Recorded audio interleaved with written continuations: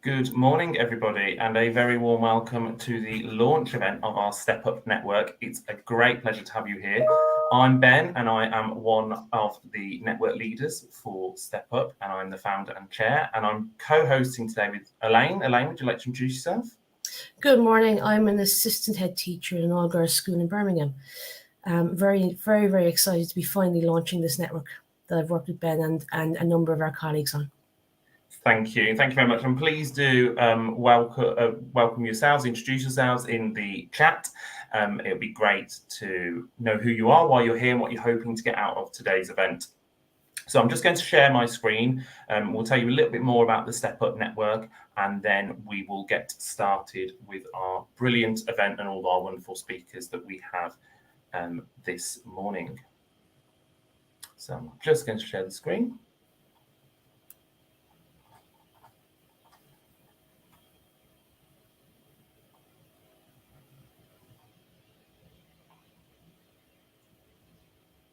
So just a little bit about our network. We're a new network for new and aspiring leaders in education, for people who want to make that step up from where they currently are into the next level, be it from looking at middle leadership into senior leadership, or from being a teacher into middle leadership. We're a grassroots network, completely run by volunteers. We're all within the education field and want to help others where we have been helped as well, help people to step up into those new roles. And like Elaine said, we are run completely by volunteers, and we have a fantastic team of 8 volunteers who act as network leaders. So you've got myself and Elaine, who you've met. Christine and Nicola are behind the scenes today. They are the people on social media. They're the people that if you have a problem trying to get onto the link, then they are the people who will help you, and they will be posting throughout the event, including opportunities to ask questions, but also reflections on the event as well. And then we also have Tom, Adam, Hader, and Yutha. And each member of the network leadership team leads on a different area of our network. And if you go onto our website, you'll be able to see a bit more about them and their day jobs and their journeys to leadership as well. So what's our why? Our why is about leadership, and sometimes it can be a very lonely place. You know, you've trained as a teacher and not as a leader, particularly in the early part of your career. Sometimes leadership can not be diverse. It's also about looking at how it can be an impact on your well-being, because leadership can impact on your well-being, but it doesn't have to be this way. It shouldn't have to be this way. We're looking at being able to help people to step up into leadership, making sure they have the skills and techniques that they can really develop into leaders. It's not something that we're trained to do, and we're training as a teacher, but this network is hopefully to inspire and enthuse everybody to move up and take that step up. So in terms of our ways of working, we have a number of different ways that we're going to look at providing through our network. Networking is the biggest one for us, providing a safe space for our new and aspiring leaders in education to grow, develop, and learn.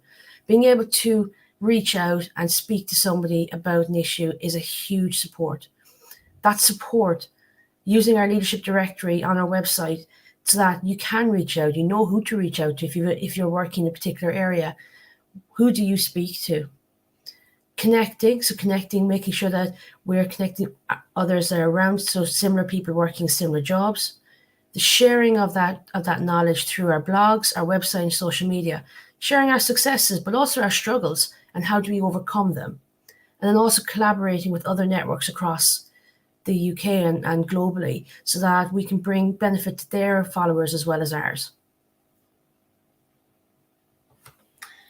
And like Elaine said, one of our main ways of working is collaborating with others, and we want to ensure that we act as a place where we can signpost to one another, but also that we can share and work together. And we have 3 partners that we're going to mainly be doing that with. So Teach First. So Teach First are a charity that support with educational inclusion, diversity and equity, as well as providing teacher training and leadership development. And as part of their team, they have a team of network development people who support the development and growth of networks. That includes the Step Up network, but it also includes EdConnect, which is sort of acting as our sister network. EdConnect is a network for training, aspiring and new teachers. And we want to act between EdConnect as that stepping stone. If you do wish to step up to leadership from being a teacher, new teacher, then you've got that natural stepping stone and progression from EdConnect to Step Up. And we are supported by ECnet, which is a volunteer association of specialist volunteers who provide support with things like social media management, website, events, and so on. So what are we focusing on and what's today all about? It's looking at the barriers that people face into leadership. How do we develop our leadership when we're there? The diversity that we can have within leadership. If you can't see it, you can't be it. Sharing our leadership journeys. So some of our speakers today will talk about their journeys into leadership, how they have overcome their barriers, what they've done to develop themselves and others. And then also the final one is looking about our leadership well-being, because leadership can be a lonely place. It can be quite lonely at the top. And how do we ensure that our well-being is catered for and is minded as well, so that then we can help the people that we serve. Then looking at all of our fantastic speakers today. So we've got a number of diverse speakers across the education field that you're going to hear about. You're going to hear about their stories, their learnings, their teachings, their development, their journeys, which is very, very exciting for us to hear about. And hopefully everybody who attends the event takes something away. There's something that little golden nugget that you can implement in your journey towards leadership. Thank you, Elaine. And so there are a number of ways that you can engage with us today with this event and with our network as a whole. So if you're watching on YouTube, which most of you will be, there is the live stream, which is along the side. You'll be able to post comments in there. I've seen that some people have already introduced themselves, which is fantastic. Feel free to introduce yourselves. Please do post your key takeaways from each speaker. We can actually share them onto the screen, and we will share them onto the screen because we'd love to know what you think, but also do comment them on Twitter as well. If you use, if you tag us in at stepupnet_ed and put that hashtag stepping up Saturday, and Nikki and Christine, who are managing the social media today, they will retweet and amplify your voice and share that with everyone. There will be a survey to complete at the end. It will actually come to you before the end of the event, so it will come probably around 12:45-ish. Please do complete that, and Elaine will remind you at the end as well. But our network committee are actually meeting up in person this time next week, and part of that is to plan out our offer for Step Up. We are going to be sharing with you at the end of the event what we have got planned. So please do obviously share that and share the recording afterwards. It will be the same link that you've accessed it on today. But yeah, please do comment, amplify, and also on Twitter, Nikki will be managing a question and answer thread. There won't really be options for live Q&A today directly with the speakers. You can post them into the chat, and they will comment. But the best way probably is Twitter, because we can tag them in and tweet them. So Elaine, I'm going to disappear now so that we can get started. So just before we get started, as Ben has said, in terms of all the hashtag and the Twitter account, if you want to have a look and see who's on at what time today, check out the pinned tweet on our Twitter account. But to get us started, very privileged and very excited to introduce our first speaker ever to our launch event. So Mark is here. Thank you, Mark. Mark is a secondary school executive head teacher and soon to be director of education for a trust in the southeast of England. Outside of his day job, Mark is studying for a doctorate in education, and he also offers his services as a GCI trained coach. Really looking forward to our very, very first session. Over to you, Mark. Thank you very much, Elaine, and well done to you and Ben and the whole Step Up network. This is a fantastic opportunity. And can I just say, everybody who's joining in online. What a commitment on this beautiful Saturday morning. I'm here in London, bathed in sunlight, and it's great to be part of the network. So really fantastic to be here. I'm going to be talking just for a few minutes about the power of coaching and the power of coaching in your leadership development and in the Step Up Network if you are trying to step up whatever stage of your career. First of all, just by way of introduction, really quickly. So I'm currently a head teacher, an executive head teacher. I have experience of leading primary, middle and secondary schools. And my school improvement role as Director of Education is across all three of those phases. And so I'm working with leaders day in and day out and using coaching and my accredited coaching training, but also the coaching skills and experience that I've developed throughout my career to be able to help them to be the best that they can be. And that's genuinely my mission. If I start with everything, I start with the big why of it, and it's really to try and help people be better than they imagined they could be. And I think coaching can do that. I think coaching is absolutely transformative as an experience. Not only have I experienced it in my journey through leadership, but also now I try to provide it for others.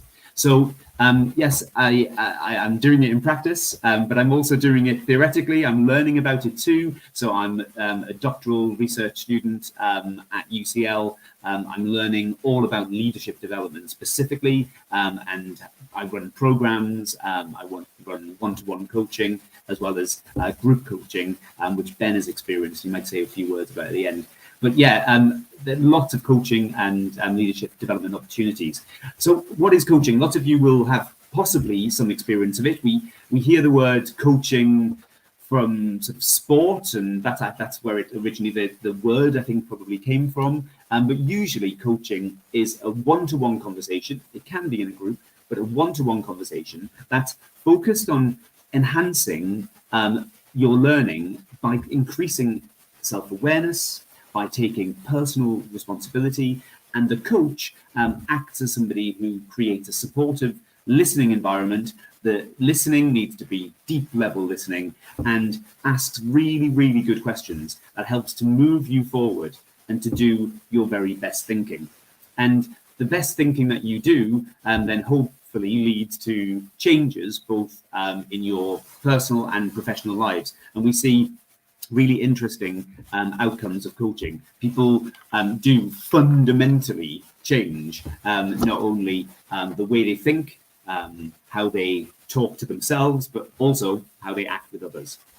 So why coaching is also another question that I get asked. And I think in education, so frankly, we live in a complex world, and education is messy.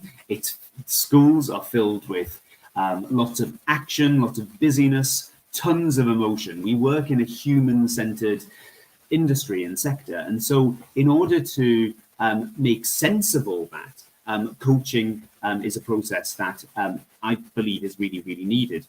In terms of leadership development, the theory is, of course, that you need to practice leadership. You need to be doing it in your life in big and small ways. But if you're just living it constantly, and you're not taking time out to stop, to make sense, to reflect, then actually you're not really going to necessarily develop as fast. And that development happens in those spaces. I see it a bit like, if you go to the gym or do some exercise, go for a run, you might ache the next day. That aching, that is your muscles repairing. And it's actually the coach, it's not the actual activity necessarily that is building the strength. The strength happens out on the rest days. And I think the strength happens through coaching outside of the actual work. And we need to build in time, both in schools to do that reflection, but I know that lots of leaders seek it outside of their working lives. So I do a lot of coaching in evenings, weekends, to be able to support leaders at all levels to do their best thinking. And it's not always just about the work. It is sometimes about them as a person and how they can overcome some of their own personal obstacles to achieve their goals. So I think coaching is incredibly important. And I think, without coaching, we're just in that hamster wheel of experience. We're just living it and constantly, on that that cycle of getting up, going to work, doing the things, and not necessarily making sense of our experiences. Coaching also helps you to get to know what you really think. Like, it helps you to extract what you're doing in your thinking and be able to sort of see it and look at it from all angles and critically evaluate whether your thinking, whether your actions are the best that they can possibly be. It also, some of the people that I coach talk about how it helps them to articulate their thinking, which is a key leadership skill, being able to absolutely talk about your personal values, about your lived experience, about the things that you're passionate about. All of those things need practice, and coaching provides an opportunity for that. And I also think that coaching is necessary at all stages of the leadership journey. I was really lucky when I started teaching a number of years ago. I was part of a program that the government ran at the time called Fast Track Teaching, and I got some intense coaching as a result of that, and some coaching training through that process. That doesn't exist anymore, but there have been loads of different programs that have introduced me to coaching. I had coaching as an early career teacher at the time. I had coaching through middle and senior leadership, and I still have coaching now as a head teacher, and I provide coaching for others. I think it's really important that we try to not only have time and space in our days to coach, but also to adopt a coaching way of being. Which is one of the things that Christian van den Nieuwenburg talks about through Growth Coaching International, which is who I trained with. And that coaching way of being is something that we can all do. You can do right now in your practice with the people that you work with. And it's about, for example, listening really, really deeply rather than just waiting to respond. It's about listening to what's being said as well as what's not being said. And it's about then asking really great questions rather than trying to leap to find the solutions for people's problems for them, but to try and get them to do their very, very best thinking. And because I think the brain that can conceive of the problem is also a brain that can conceive of the solution. It just needs help sort of unlocking that solution. So coaching can benefit leaders at all levels, whether you're just starting out, whether you're a middle leader, a senior leader, a head teacher. And currently I coach people at all stages of that career trajectory. With the person with the most experience, I coach somebody who's onto his third headship and still needs coaching. So that's the point of it. The point being that even when you get there, headship number 3, people still require this process. But also, I think it's really beneficial for those who are aspiring leaders and those who are currently in the thick of the leadership job. So I think it can be really transformative. And not only do I think it, I know it from my own personal experience. I'm a different person as a result of the coaching I've experienced, but I know that of also the people that I've coached. They talk about, for example, coaching helping to improve their well-being.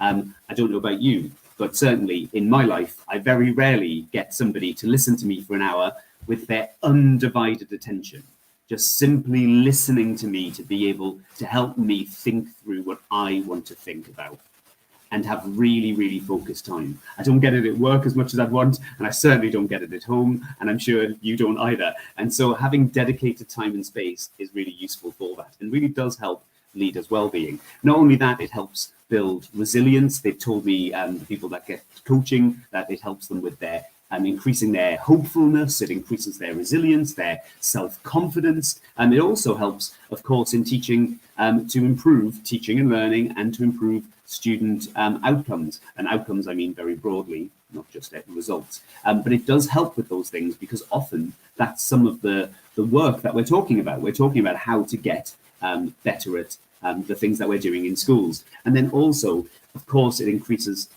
everybody's self-awareness and emotional intelligence, which are key and critical things that you need to be a leader at any level.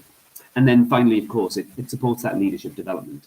The more that I got coaching, the more I had an expansive view of not only me and being able to see myself as almost from subject to object, but also to be able to then see other people and all the things that they're grappling with. And that more expanded view of the world meant that I was able to take on additional roles and responsibilities. It actually helped me to build my own personal capacity. And so I would strongly recommend that you do it.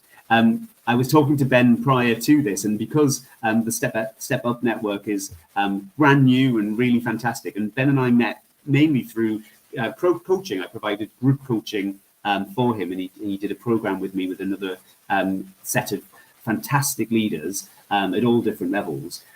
So I was talking to him about perhaps if there was any interest within the Step Up Network, I'd be willing to offer some group coaching for any aspirant leaders or leaders who are part of this network. So if you're interested, I was thinking that it might be something that you might want to do between now and the end of the academic year.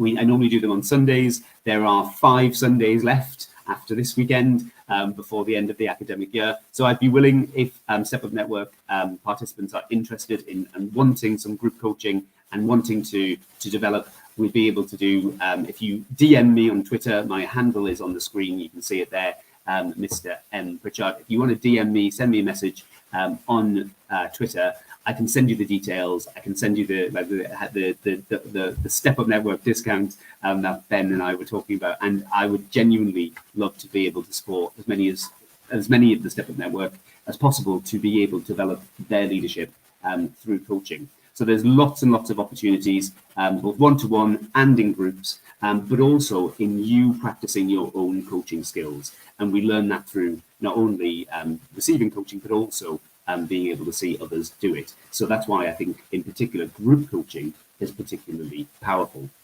So overall, I would suggest that to summarize, if you have somebody in your life who is helping to coach you, and coaching is very different from mentoring, coaching is allowing you to do the thinking rather than you being told what to think or what to do.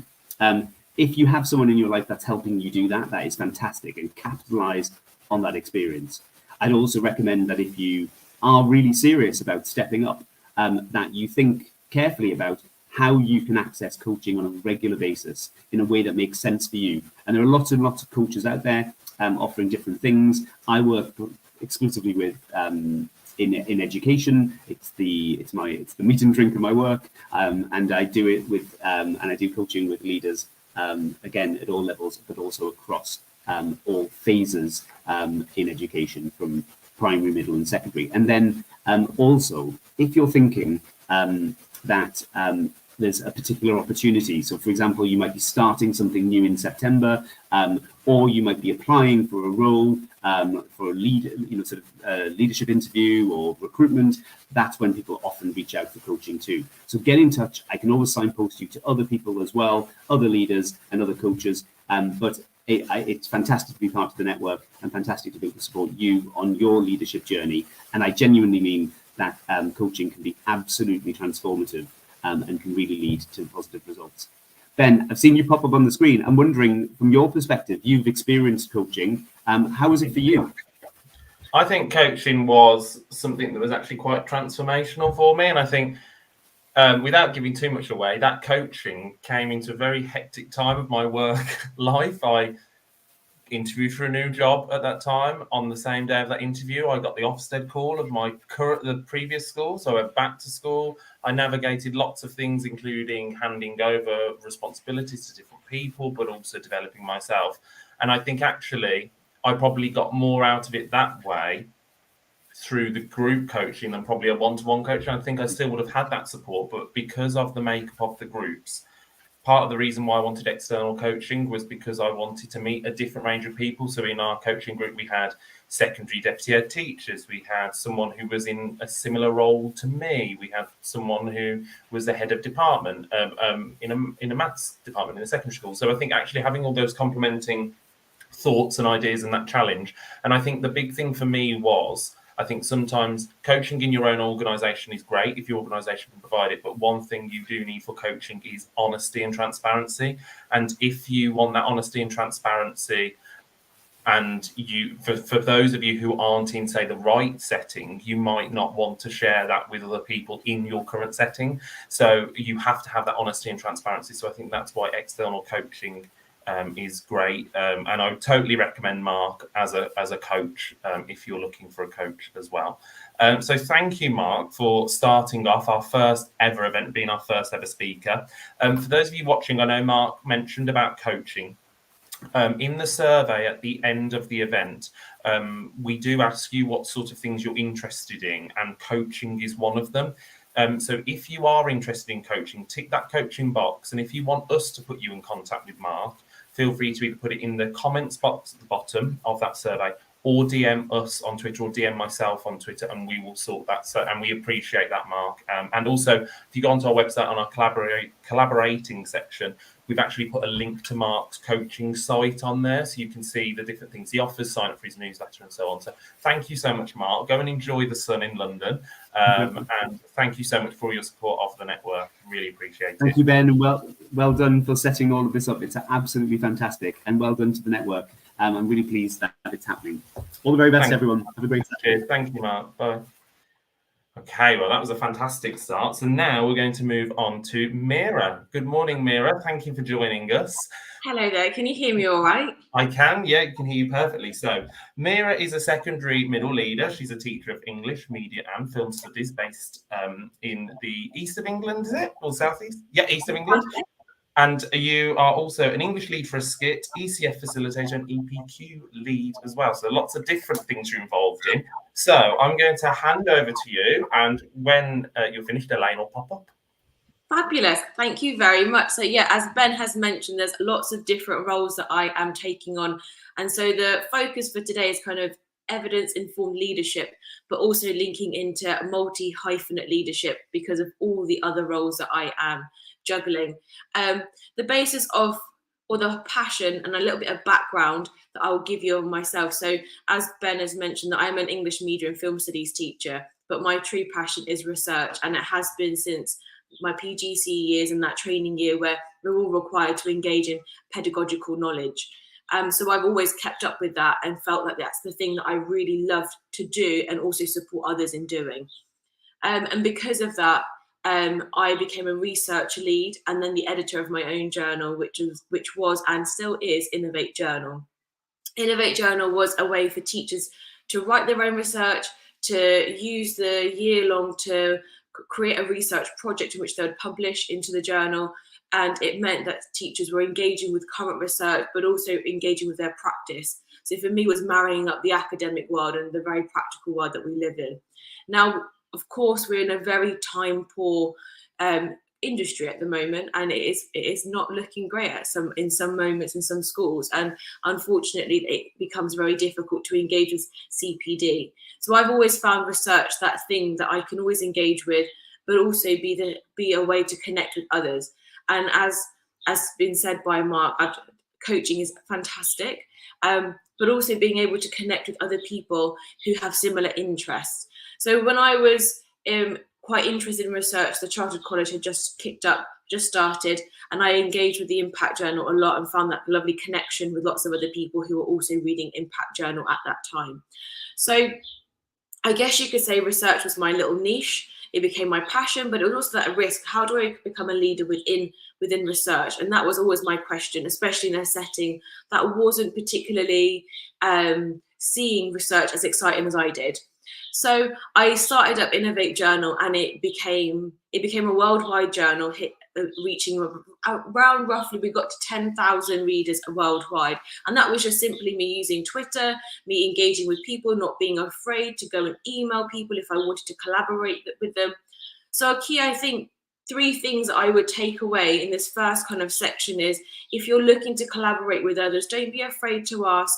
Go out and ask those questions. Go and connect with others. Twitter is a really great place to share similar passions and open up opportunities, especially to share what you are doing.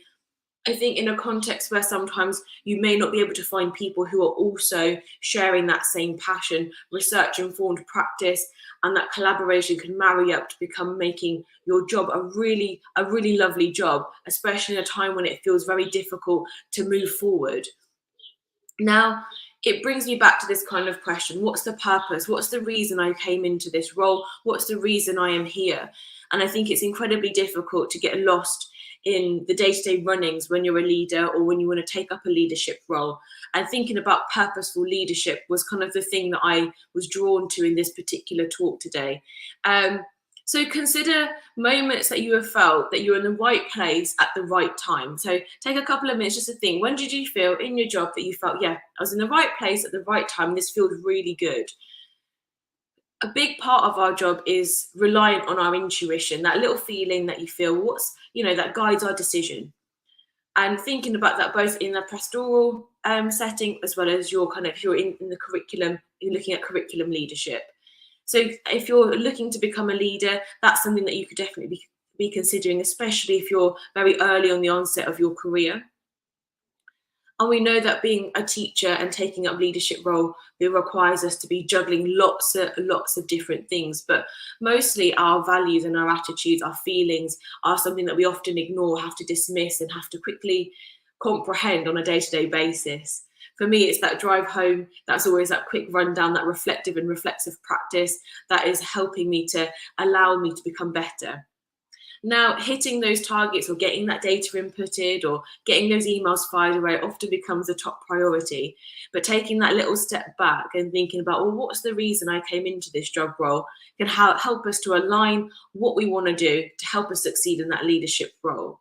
So always take that step back, see that bigger picture, and just refocus on what that purpose is, and look at researchers' thinking or look at those articles or blog posts, engaging with others as a way of just redefining that purpose and that purposeful leadership. Something that I will mention, and I know that this will be published in my blog with Step Up Network shortly, is everything that I'm talking about. And I would love for you to think about, in light of your purposeful leadership, what do you see as a successful you? So you see yourself as a successful leader. Well, what does that look like? And how far are you away from that picture? And having that vision in mind, what are all the things in between that are stopping you from getting there? And seeing those as obstacles that you can overcome can be a really nice way of getting on track, especially if you feel that you're quite far away from that end goal of yours, whether you're in a leadership role and looking for the next one, or if you're not in a leadership role and you want to get to that leadership role. Creating connections is the biggest part of our job in some respects, and managing that rapport. But trying to find connections that are meaningful and purposeful to you is quite difficult. So I mentioned Twitter before, but also having those real connections in our communities is allowing us to not only grow a space that we feel really comfortable with, as Ben mentioned before with coaching, creating that transparency, that honesty is really, really lovely, because it opens up a level of teaching and leadership that makes you feel very true to your job, but has a lovely sense of well-being for yourself. So that well-being is incredibly important if we want to sustain you as much as possible in this job, because we know that teacher retention is a key factor in our industry at the moment as well. So thinking about creating those connections, think about who you would love to reach out to. Why would you like to reach out to them? And what do you want to learn from them? So getting out there and reaching out to those people that you'd love to connect with is a really nice way to form connections that are meaningful and purposeful, but also looking at the things that you want to develop. Now, is that supported by the things you've read, maybe through blogs? Podcasts have been fantastic in recent years to really ensure that we can get to that next step. Now, my final thing is saying yes. Saying yes to opportunities, but also knowing when to say no. Having those boundaries where we can protect ourselves so we're not being overloaded or burnt out. You search for those opportunities outside of your bubble if you can. Okay, my big thing is to always go outside of my immediate net to make sure that I can seek opportunities that push me a little bit outside of my comfort zone. If you are looking to develop your own research, want to have anything read, you're more than welcome to email it across to me. I always love to collaborate with other people, so feel free to message me on Twitter, get talking and connecting. I'm a big passion for getting students as researchers as well, so my work with the Open University there. So I'd love for you to connect with us and connect with myself, and then we can go further. So thank you very much. Thank you so much, Mira. That was an absolute fabulous presentation. I'm really, really looking forward to reading all of the things that you're going to say in our upcoming blog on our website. I think everything you said really resonates about the why of our network as well. So talking about the importance of connection, how we can protect our well-being, but also take opportunities by saying yes and knowing when to say no. But so thank you so much for that. Thank you for having me. It's been brilliant. Thank you. Thank you so much. So next up, we have John I. Josephs, who I hopefully join me in studio. Good morning, John I. Hi, good morning. Good morning. So it's a quick introduction. John I is a humanities teacher and a head of year based in London. He's also the co-founder of Black Men Teach, a grassroots organization that focuses on increasing representation of Black teachers in the classroom. So really glad we can have you here today, John I. Over to you. Awesome, thank you. I'm just waiting on my slides to be shared.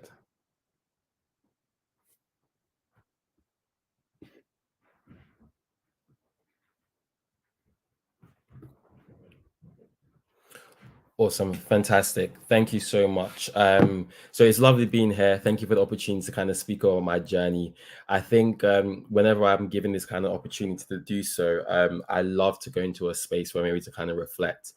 And I think part of our skill of when we consider leadership is the ability to really reflect, have those honest conversations, take stock of your journey and so forth. So I'm hoping that within the next like 5 to 6 minutes, I'll be able to share a couple of things that I've learned on my own journey, and you kind of see the number of years that I've kind of been teaching, to say the least.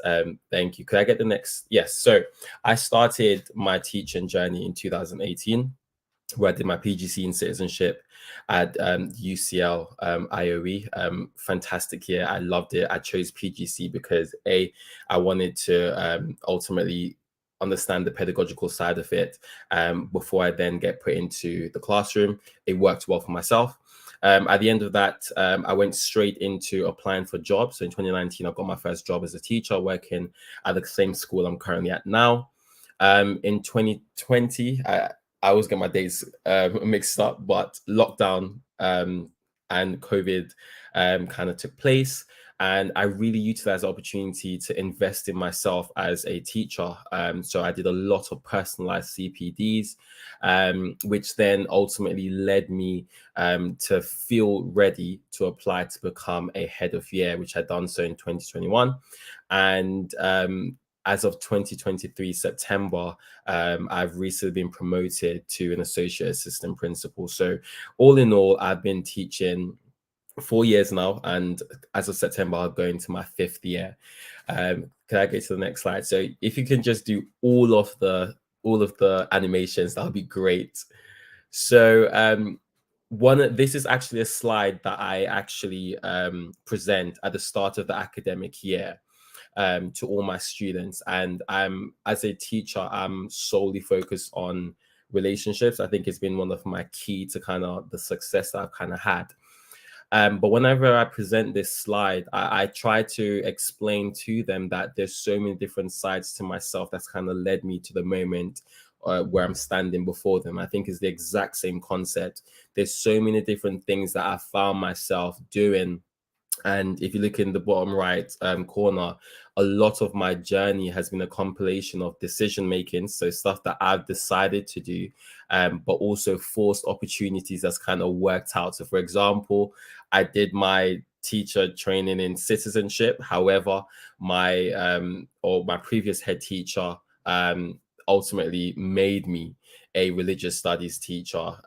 It's worked out well, and I've gained a lot of success from doing so, to say the least. So I think as I go to the next slide, thank you, you'll realize that I'm just open. I'll go in the flow of certain things in my journey. Now, this is Rita Pearson, and I think everybody has kind of come across, or maybe a fragment of her phrase, in the sense that every child deserves a champion, an adult who will never give up on them. And this has been the epitome of myself as a teacher, why I got into this aspect of it, of teaching. And more so, it's kind of shaped my own niche. And I know that Mira spoke on the whole aspect of having your niche, and for her it was research. For me, it's pastoral, and I just allowed myself to kind of or engross myself in the aspect of pastoral, which just led me to where I am right now. Thank you. Get the next slide, please. So in terms of my leadership journey, then the first thing I would say, if you are considering your own journey in leadership, is become a master of your classroom or your current stage. I vowed that I would never, ever go to the next stage of my journey until I learned to master the classroom, because as you will become aware of, is that when you do take on additional responsibility, the tendency is that something gives, and I never ever wanted my classroom management or my behavior management to drop in that aspect. So I ensured that I only applied for the next stage or took on responsibilities when I felt comfortable enough. So that's the first thing I would say. The second thing is to explore your environment. During the time of lockdown, when I mentioned earlier, I really used that time to shadow a lot of leaders within my school and even outside of school, and range from data to mentoring, all of those different things, which then allowed me to build my skill set, but more so understand what works for myself. And that leads actually into the next point. So finding your niche. So as I said, the pastoral ultimately was the area that I found, or I believe I made the most impact. A lot of people tend to ask me, especially the fact that I am a teaching head of year and I predominantly have GCSE classes. I would have loved to be a head of department, but ultimately that is not where I feel my best or the most impact would have been made for myself personally. So I said pastoral, so that is my niche. And once I identified my niche, I was able to invest in myself. So I think by exploring different areas within school, you'll then see what things or what areas come naturally to yourself, but more so to the fact where you find you make the most impact. And I think that's the aspect when it comes to leadership. Where do you find yourself making the most impact? And the next slide from us. Thank you. And the last penultimate thing I would say is time. It's important to know when you are ready to move on. And that is such a vital thing, because you may feel that you're ready, but ultimately it may not be the case. So, and it leads back to the point I was making, in the sense that a lot of my journey, there's been around 50-50 when it comes to I've made decisions to kind of step in that direction, but more so I've been positively forced down certain trajectory, and it's worked out for the good for myself, so which I'm grateful for. And I think the last thing I would say is to execute. And I think it's so important, if you're considering to be a leader, that you must be competent and you must be diligent, because eyes are necessary on yourself. You are considered to be a role model, and it's important that you let your work speak for yourself, to say the least. So those are just a few things I've learned on my own journey. You can find me on Twitter, by all means. Definitely reach out to myself. I'm happy to share a range of different things and have further conversations if needed. But thank you so much, Ben, for the opportunity to kind of share my journey. No, thank you, Janai. I think for me personally, there was so much I resonated with there, the finding your niche, knowing when you're ready, and mastering. I think that was brilliant, something you can transfer to everybody. Congratulations on being appointed as an associate assistant principal. That's fantastic. I didn't know that. Well, this is the first time I've publicly announced it, to say the least. So it just felt right. Yeah, congratulations and well done. And what we're really looking forward to hearing is Albert, who's your co-founder of Black Men Teach, who'll be speaking after our next speaker. So thank you so much, Janai, for joining us. Go and enjoy the rest of your Saturday. Awesome. Thank you very much. Again. Okay, fantastic. So our next speaker, we have Tracy Goodyear. Good morning, Tracy. How are you? Good morning. Good morning. I'm really well, thank you. Thank you. So Tracy, as you can see, is the Director of Teacher Development at the Mercian Trust, a multi-academy trust within the West Midlands. And she's also a network leader for the West Midlands Regional Network for Women Ed, amongst many other things as well. So Tracy, I'm going to disappear and prepare your slides. Thank you so much for joining us. And have a great 10 minutes. Thank you. Thank you very much. There's always pressure, isn't there, when you've got to squeeze probably years worth of reflections into 10 minutes or so, but I will do my absolute best. We're getting these threatening messages that say how many minutes we've got left. So I'm hoping that that'll work just fine. We'll just wait for the slides to appear, which it looks as though they are just now. So as Ben just mentioned there, my name is Tracy Goodyear. I'm Director of Teacher Development for the Mercian Trust. And Ben and the team at Step Up asked me today to articulate my kind of journey in leadership. Firstly, can I just say it's a huge privilege to be here, and what I've really found and what I've concluded over the last few years in particular is how important networks are in professional development. So as promised, here was my journey into leadership. So in 2009, I took part in the graduate teacher programme as an English teacher. In 2010, I became an NQT, but was also a mentor of other NQTs during that time. And at the end of that NQT year, was promoted to a gifted and talented lead teacher, which was kind of like a double promotion in that sense. From then, it's gone from positions of whole school responsibility to cross-school responsibility, did a stint as head of department, head of year, senior leader. And actually, Janoy and other speakers have mentioned today about seeking opportunities outside of your own schools and areas. I was really fortunate to be given opportunities in educational charities. I now work as a trust leader, working across 9 schools, and also chair a national CPD leaders group as well. Now, if you're going to look at that trajectory, you'd probably think, oh, this is somebody who's done really well. And actually, you might be tempted, like I have been over the years, to look up to people who seem to have done really well in their careers. However, things weren't always that rosy. And this was a conversation that occurred actually after a really challenging teacher training year. I found teacher training incredibly difficult, not least because the structures and systems weren't necessarily in place to support me at the school, but also because I was a victim of that circumstance and kind of made myself a victim because I didn't ask for the support that I needed. And this was a real challenge for me. This was part of a conversation that existed between my university tutor and the deputy head at the school where I was going to do my NQT.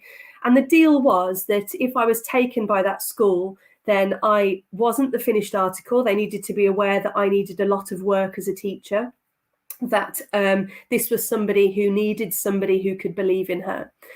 Now, from what I've spoken about already, actually what I feel is that the treatment I was given and the support I was given from one particular senior leader who I'm going to talk about at length today was really transformational.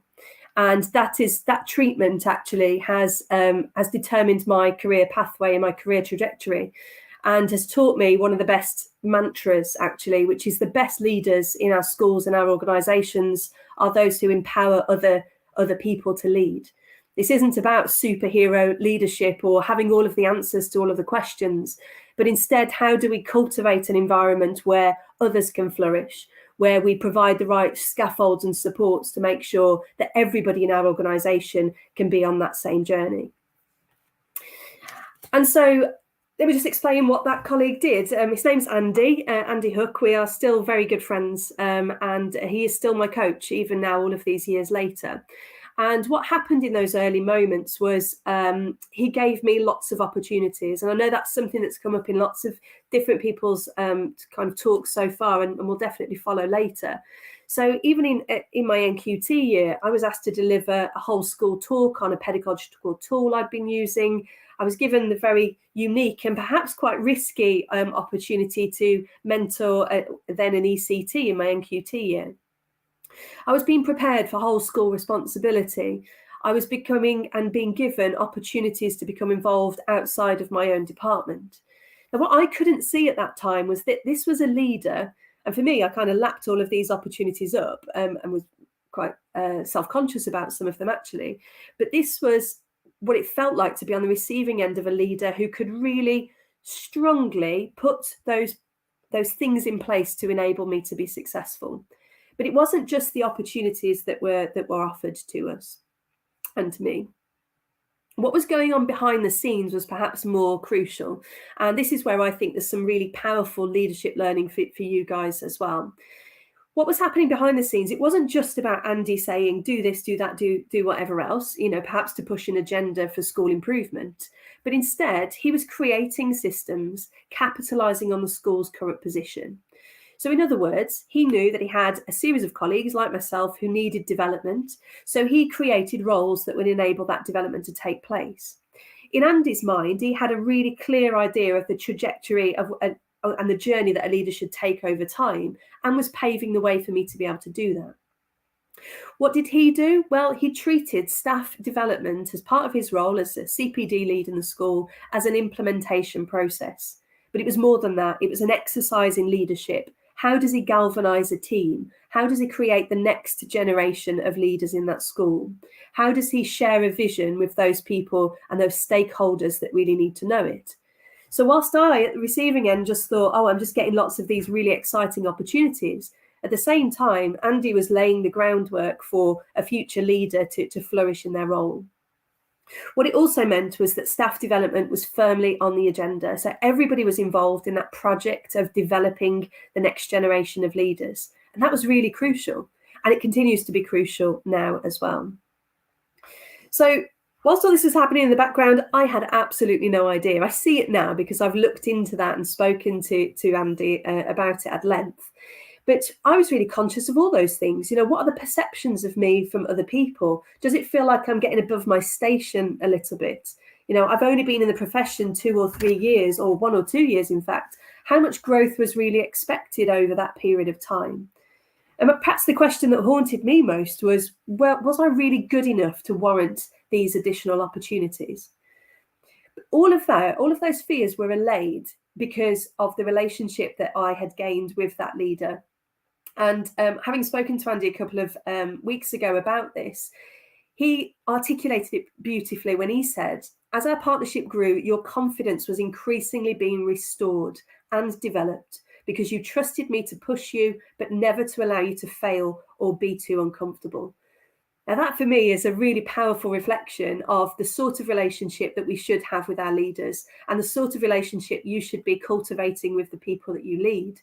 What this is about really is creating opportunities for people where they feel trusted, to be pushed to the next level, but where there is no sense or no danger of a crushing failure or reputation being lost. So it's really important at all stages for those kind of networks and those levels of support to be there, that coaching, as I know Mark spoke about earlier, to be there as well. And let's just think about it. If I could recommend one book to you today, it would be Leading with Presence by Maggie Farrar. She's an incredible author, coach. She's got all sorts of accolades.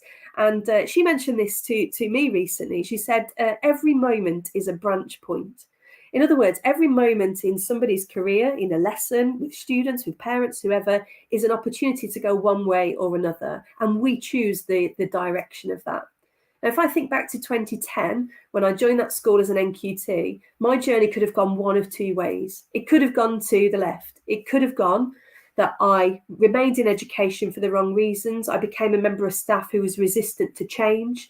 I became a member of staff who is skeptical of leadership and their agendas and what they're trying to achieve. I may have got to a point of unconscious incompetence, thinking that years in teaching was equal to building expertise.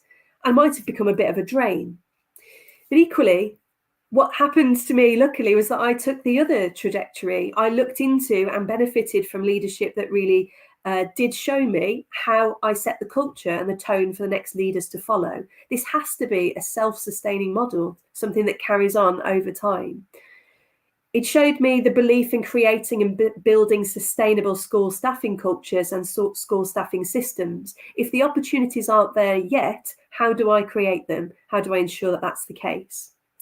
And also really did instill in me the power of collaborative working, making people feel as though they belong, and somebody who really gets that moral imperative to always look backwards and support other people who are following. So in my view, I know I've only got 2 minutes left, so I'll do this really quickly. But in my view, we've got a bit of a challenge on our hands. I was one of the lucky ones who managed to get into a school where those systems and structures were in place. But we've got to avoid this moment of a kind of luck of the draw developmental leadership. NPQ courses, other courses are really welcome in our organisations, but they won't fix blind spots. They won't fix a lack of genuine context-specific awareness. So what do we do in the meantime as leaders whilst the system catches up? We've got a challenge because of recruitment, retention. We're losing too many good people. What's key is if people don't feel valued in their organisation, they do not continue to work and enjoy their work in the same way, they're more likely to leave. So just really quickly, I know I've got to go, but 4 really important tips. As a leader, every interaction is an opportunity to develop other people, so use your moments wisely. As has been mentioned by Mark, and I know other colleagues will mention this during the course of today, get yourself a leadership coach, choose them judiciously, and make sure that you follow those advice and take as much from that experience as you can. As I mentioned earlier, build networks of communities of practice, help to solve those problems that we encounter. Perhaps most importantly, though, pay it forward. Be creative, find adaptive ways to create systems, engineer opportunities for other people, protect colleagues from vulnerability and possible failure, and allow people to flourish. If you want to get in touch with me, my Twitter handle is at the end, and Elaine has just appeared on the screen, which I'm guessing it's my time to go. Thanks, Elaine. It is. Thank you so much, Tracy. I think there's a lot that's going to resonate with people who are potentially already in a leadership role already, where there's always that one person that kind of believes in you and helps to drive you and is that inspiration. I know I've had that in my leadership journey as well. So that was something that resonated with me. I think as well, looking at the best leaders are those who empower others to lead. I think that's a really valuable statement that everybody can take something out of. And not being afraid, if you're not in a position of leadership, putting your head above the parapet and being that person that leads others. You don't have to have a title to do it necessarily all of the time. No, absolutely, I agree. I've seen it with some of my colleagues recently, where it's not necessarily a title, but they're taking on roles because it's something they've an interest in and they want to pursue it, and something that's beneficial for everybody. So we say yes, go for it. Absolutely. Thank you so much, Tracy. No problem. Thank you very much. Enjoy the rest of your Saturday. You too. Thank you. So that's Tracy. So next up, we've got the other founder of Black Men Teach. We've got Albert Ademi. I hope it's excellent to see you. Thank you, Elaine. So Albert is a teacher and a store leader based in the east of England, and he's the other half of the Black Men Teach. So we had John Oy earlier, who was one of the co-founders, and now we have Albert. So over to you, sir. Thank you, Volker. It's a pleasure to be here. I'm going to be speaking about well-being. First of all, I'll give a little bit of an introduction to myself.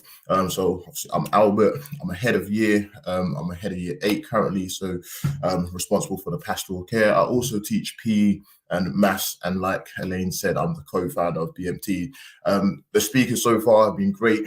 Tracy, a lot of what she spoke on and ended with was very relevant to the well-being of staff in schools, especially in regards to every staff member requiring a champion.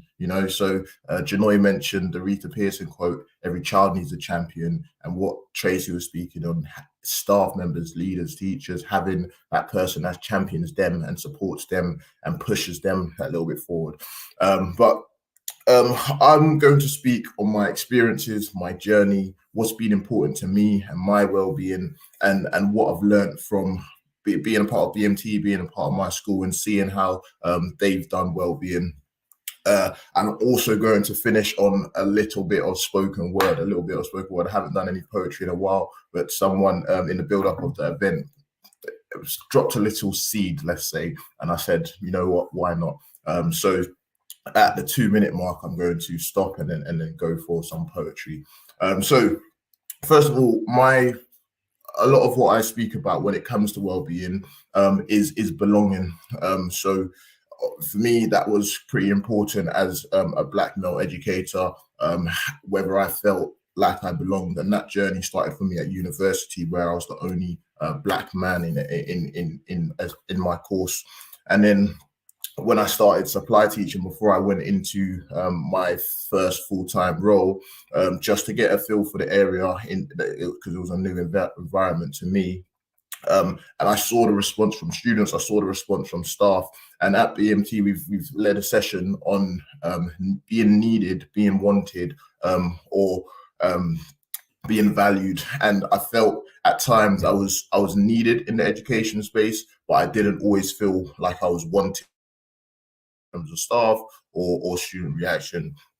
And I think for me that just touches on the importance of getting well-being right for individuals, right? And it is tough, but it's crucial. And we understand the issues with regards to teacher retention, teacher recruitment, and particularly for Black men in education, there's challenges there within itself.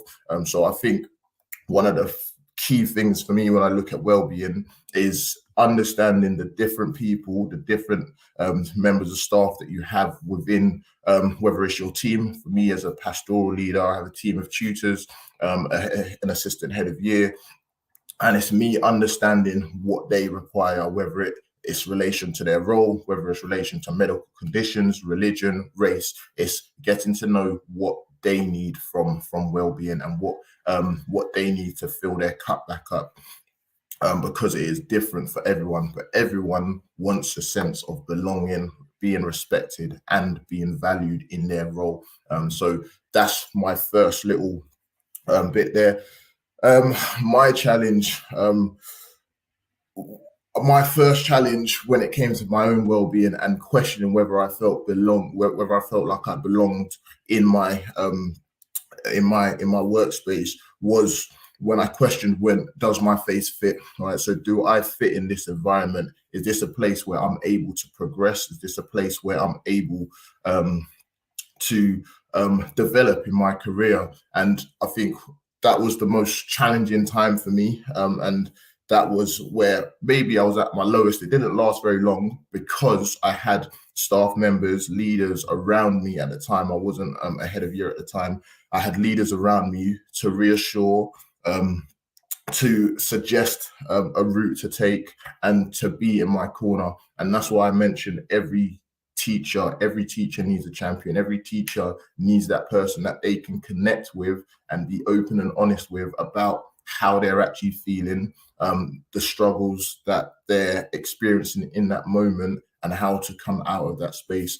I think a lot of the challenges come from when staff don't feel like they can actually open up. They don't feel like they can speak to, whether it's the head teacher, whether it's their line manager, and actually work forward. So I think the first message there to leaders is be approachable, right? So that's easier said than done sometimes, but it's checking in on your colleagues, whether it's within your team, whether it's the member of staff that you walk past in the corridor. It's having a chat, actually invest in time. All right, so in terms of well-being, I'm going to speak a little bit later on about some of the investments that we can make. But I think time and investing in people is one of the biggest things, because it takes a multifaceted approach. There's not just one thing that staff require, and different members of staff require different things. Right, so in my school's done quite a lot of work on well-being, and it sort of began in the midst of lockdown, and they were looking at the 5 ways to well-being. And I'm not sure most probably have heard of it, but I'm going to go through the different sort of 5 ways to well-being and how different people may relate to different parts of it. Right. So the first way is connecting. Now, that's about you feeling valued, having meaningful relationships, whether it's in school or when you're able to go away from school, colleagues, friends, and families. And I think the biggest part of feeling valued and being able to connect with people potentially is workload. You know, some of the things that we have in terms of our workload prevent us from actually having those meaningful relationships and meaningful conversations. Being active, taking notice, keep learning. So CPD books, a lot of people have spoken about professional development, and then good deeds, doing good things for people, whether it's given in a certain manner. So like I say, you can't pour from an empty cup. So it's finding what works for you. And for me personally, it's being active, and that's my chance to unplug and reset for the week. So I play football and sport every weekend competitively, and that's my chance to unplug. So I've been given the 3-minute mark, so I'm just going to speak quickly on taking things beyond performative things in school. So my school do a wellbeing week, which has been great, which is great for the staff that want to be involved in it. But I think what I heard a podcast with Jess Boyd, Marlon Sinclair, and Nadine Bernard through the Diverse Ed podcast. I'm not sure if anyone's heard it, but Nadine speaks on what she required after pregnancy, coming back into school and requiring a different space, a different office, and is seeing the needs of your staff members, seeing the needs of your colleagues, and making reasonable adaptations so that they can continue to be their best and give fully. I'm going to stop there, stop speaking. I'm going to share a little spoken word piece, and it touches on the various aspects that I believe are important to belonging. So, belonging, something we all deserve, all have a right to, a feeling that brings out the best in you. See, belonging allows you to walk with your head held high, filled with pride, because you can just be you. I'm sure we've all had moments where we try to mask our identity through fear of what they'll say or what they'll think, no matter the cost, no matter what might be lost in the process. Have you ever walked in and felt at home, being able to speak freely and be heard, drop the walls built to protect because you feel safe to walk in your power? There's no need to lose yourself for the sake of others, but you will if the systems aren't built to protect you, to fill you up when you're running on empty, to be a shining light when it gets dark, to relight your flame when you start to lose your spark. There's a need to learn, a need to step into the shoes of others, just for a moment, just for a while, to find out what makes them feel comfortable and what makes them smile. It takes understanding to know what to say and when to say it, to show you're right there with them side by side. Belonging, something we all deserve, all have a right to, a feeling that brings out the best in you. See, belonging allows you to walk with your head held high, filled with pride, because you can just be you. And that's it. That's me. So I think my final thing, I hope some of what I've said resonated with you. But the final thing I want to say is well-being. Getting well-being right takes investment in people. And then when you're saying yes to yourself, yes to others, just make sure you're not saying no to yourself. Wow, that was brilliant, Albert. Thank you so much. Just the whole thing was fantastic, and that's part of belonging at the end was so fantastic. And I think there was lots there that I personally resonated with, but I'm sure that many others will, and some people who might not have heard someone speak as eloquently and highly about well-being as you. So thank you so much for that, because it was absolutely brilliant. No, thank you, Ben. It's been a pleasure. Thanks for the opportunity. Thank you. Go and have a fantastic rest of your Saturday. Thank you. All right, take care. Bye. Wow, brilliant. So we are over an hour into our event, and I'm going to welcome our next speaker, JC. Just add her. Good morning, JC. How are you? Good morning. I'm great, thanks. Lovely weather today, isn't it?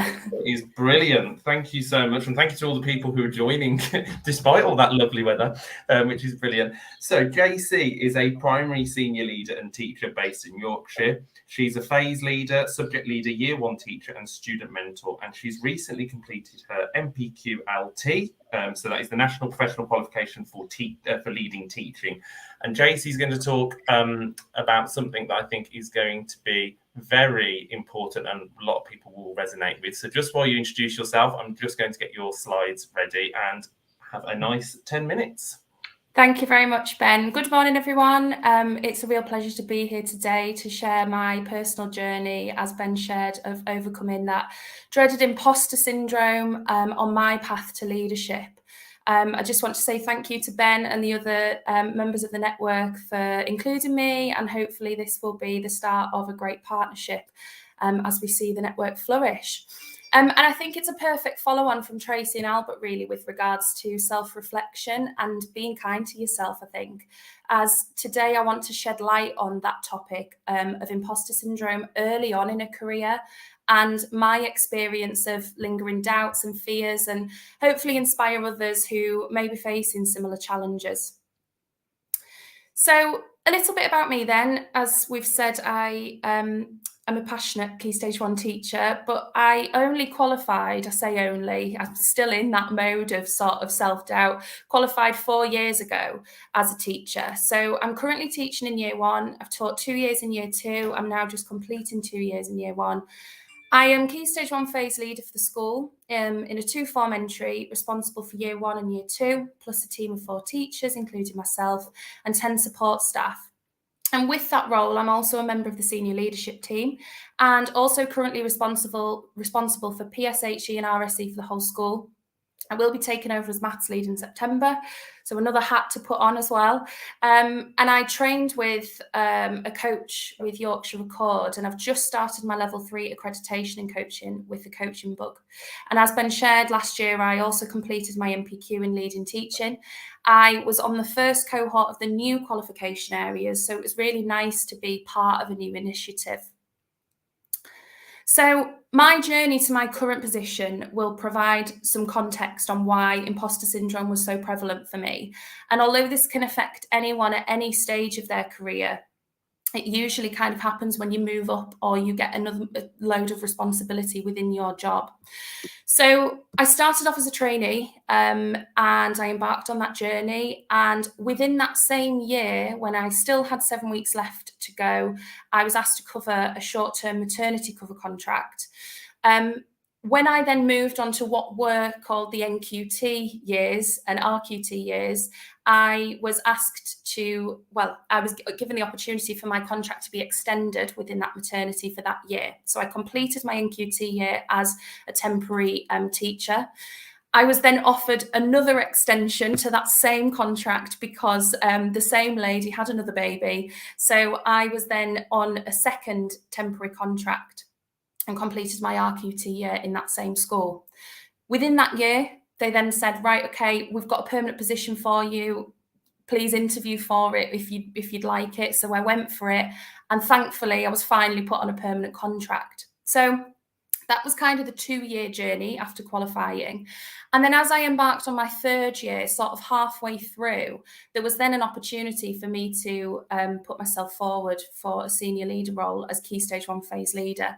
Some people say I was mad, some people said I was ambitious, but I went for it because I had nothing to lose. So this is then where my imposter syndrome started. So hopefully we should, thank you very much.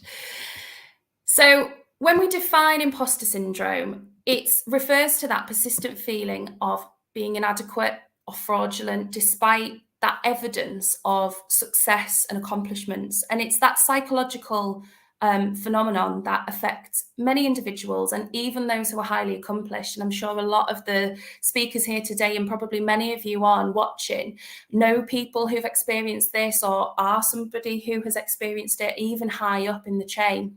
But it's really important to recognise that you're not alone in experiencing those feelings. And when I was promoted to a leadership position after those 2.5 years, I was really thrilled and really honoured. But along with the excitement came a real wave of self-doubt, and I questioned my own abilities and whether I truly deserved this opportunity. And that imposter voice in my head became increasingly louder, which made it quite difficult to fully embrace that new role. And when we think about recognising those signs of imposter syndrome, it is really, really crucial to do that. And I'll talk a little bit about how my self-reflection helped me. I constantly felt like I was winging it, believing that others were way more qualified or experienced than me. And I attributed a lot of my success to luck or good timing, rather than acknowledging my incredibly hard work and my skills. And these thoughts really hindered my confidence and made it challenging to take ownership of my leadership role in the interim.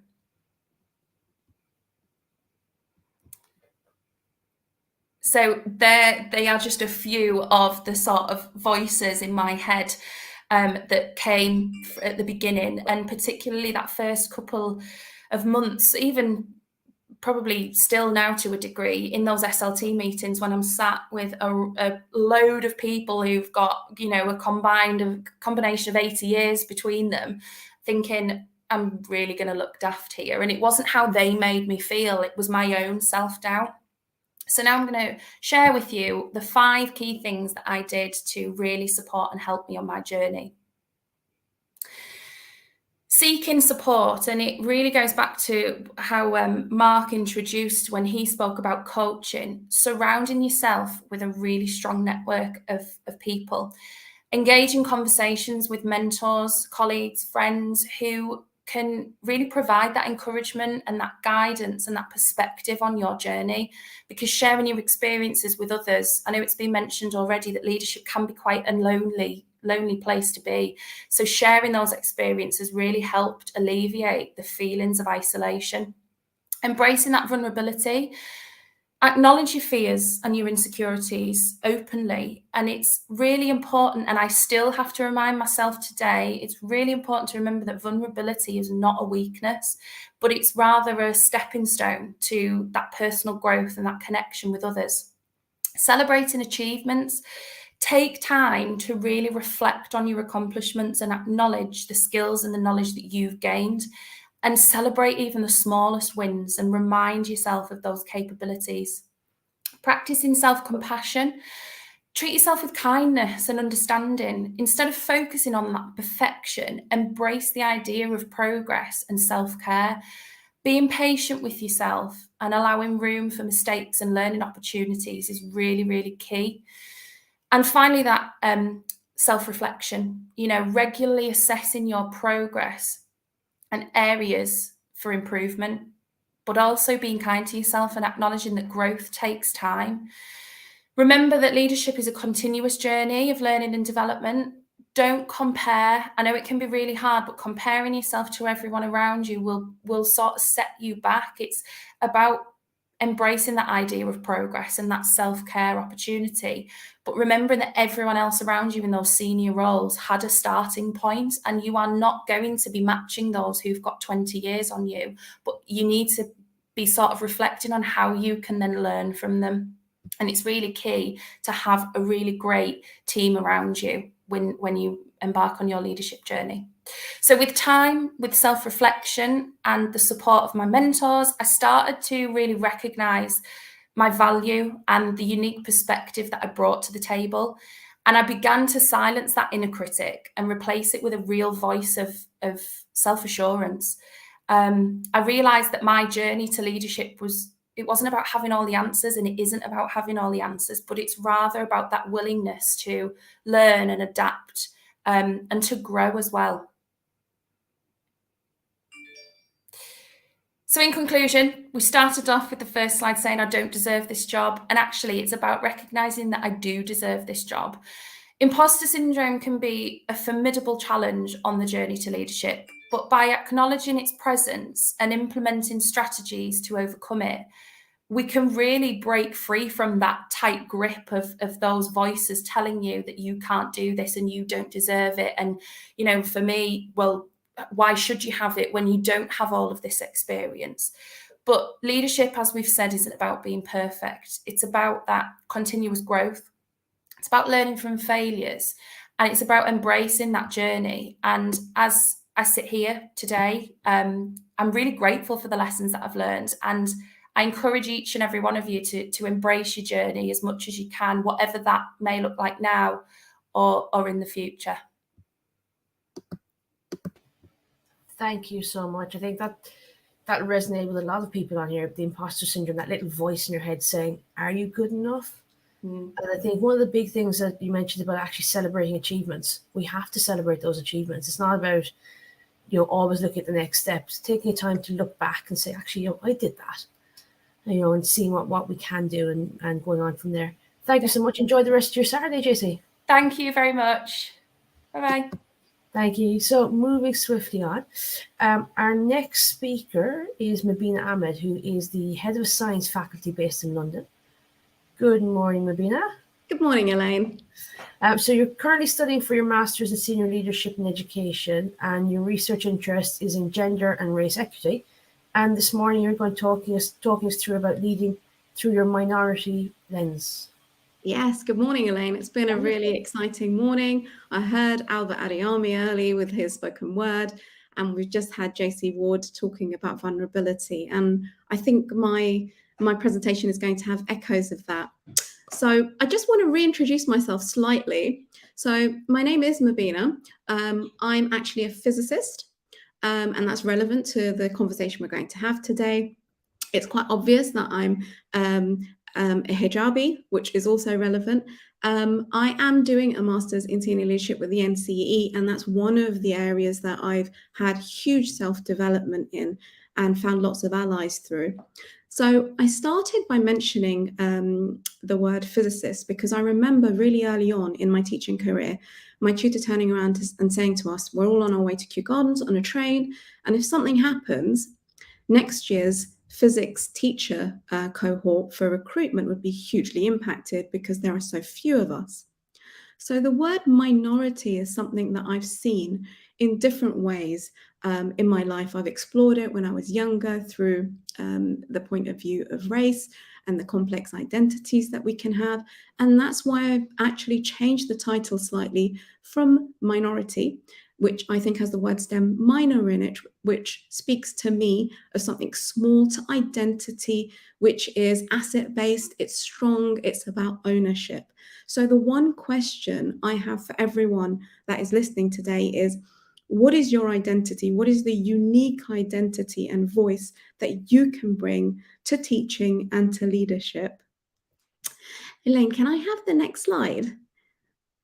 So moving on to some people that you may be able to recognize.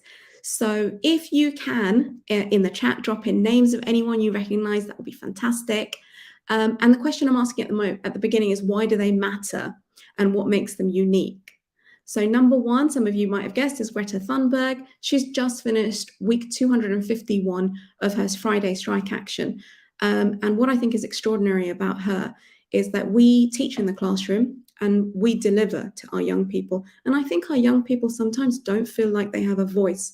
Greta led a global youth movement, which was supported by billions of people across the globe as a 15-year-old. And that's incredible that she did that from a classroom and a single decision that she took. Number two is Naveen Jain. Now, Naveen Jain is someone whose philosophy I'm really impacted by. So he is the CEO of InfoSpace and has authored the book Moonshots. And one of the quotes I remember that really resonated with me is he said that he's an immigrant from India. He came to the USA with $5 in his pocket. He said that I believe that poorer people in villages can see the stars better because there's less light pollution. And he advocates for not making 1 million, impacting 1 billion. Please do look him up, incredible speaker. One of the next, number three, the author we're talking about is Jeffrey Boakye. I'm sure you've read his book. I heard what you said. If not, it's going to become a film soon. Really exciting news.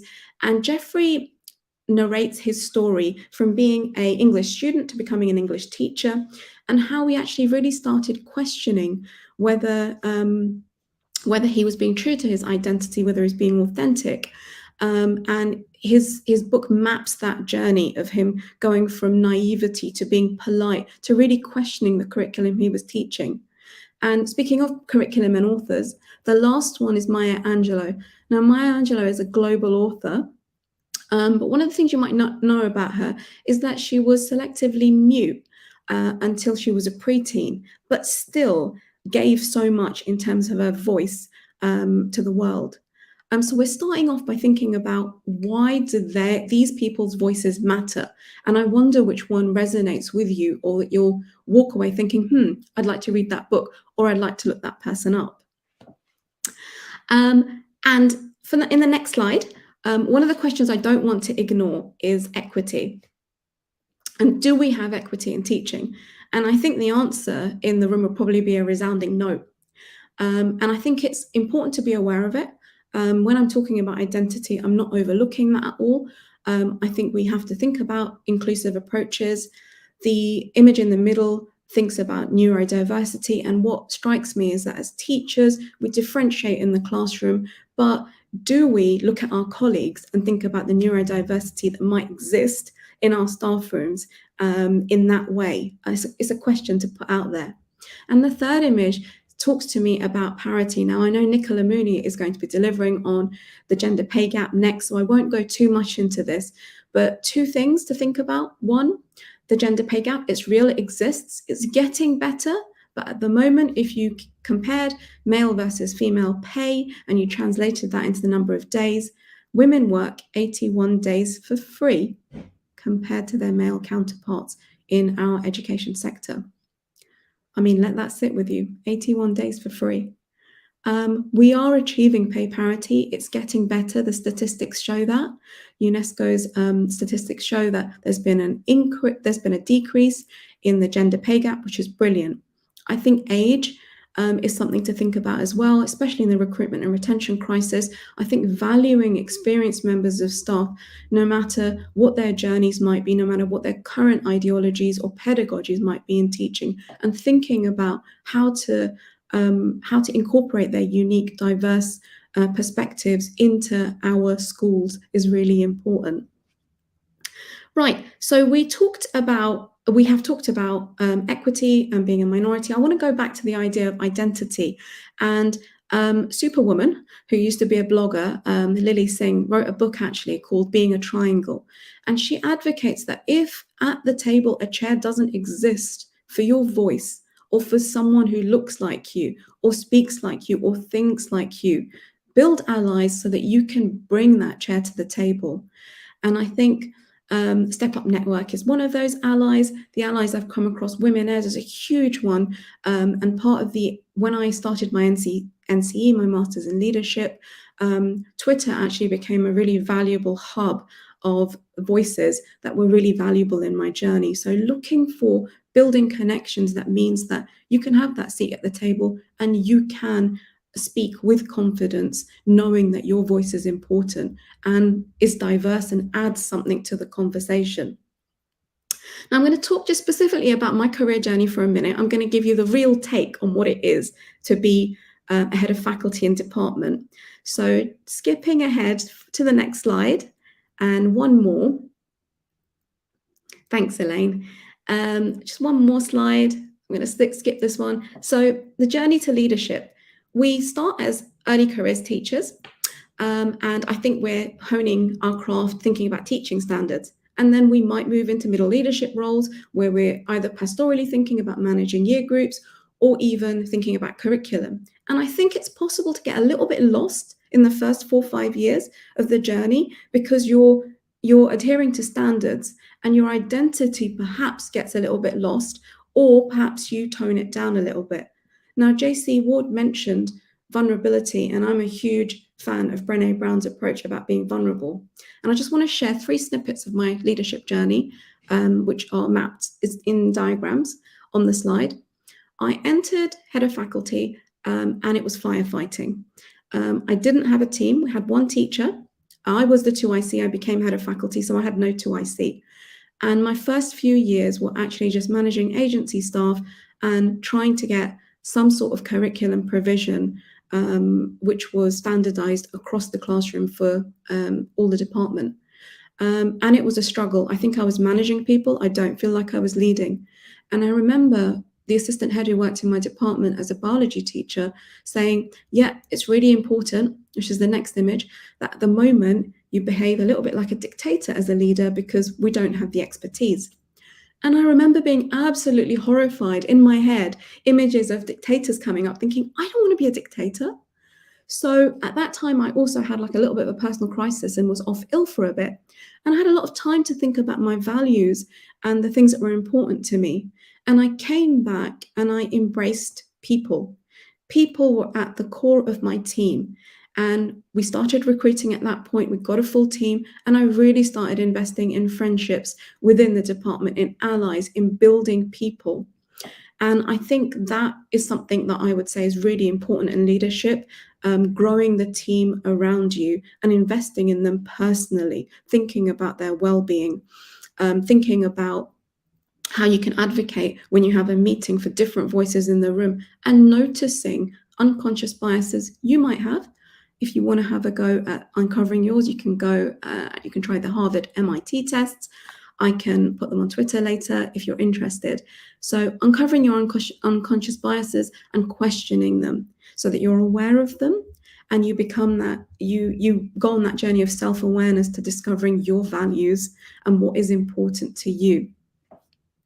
Elaine, can I just move on to the next slide? At the beginning, Elaine introduced me, and one of my hats at work is actually leading on EAL provision. And I wanted to say, one of the things that is unique about me is that जब मैं अपनी आवाज़ बुलंद करती हूँ, तो लोग सुनते हैं. I'm bilingual, and sometimes I think you can, in the classroom, not be aware of the fact that people have strengths in other languages. And I wanted to leave you thinking about, why does your voice matter? What is the unique perspective that you can deliver?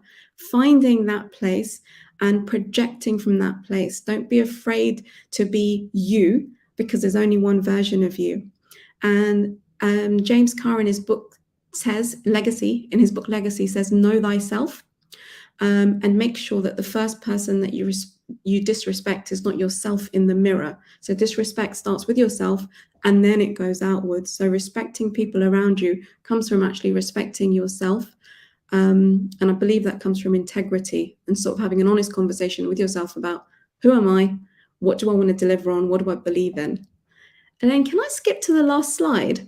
Just going to skip forward. So I found lots of allies in teaching, and I want to give a shout out to the coaches, to the networks, to Step Up for giving me the opportunity to have this voice, to the self-improvement journey I've been on with the NCE through my masters, and some of the reading on the next slide that has influenced my leadership.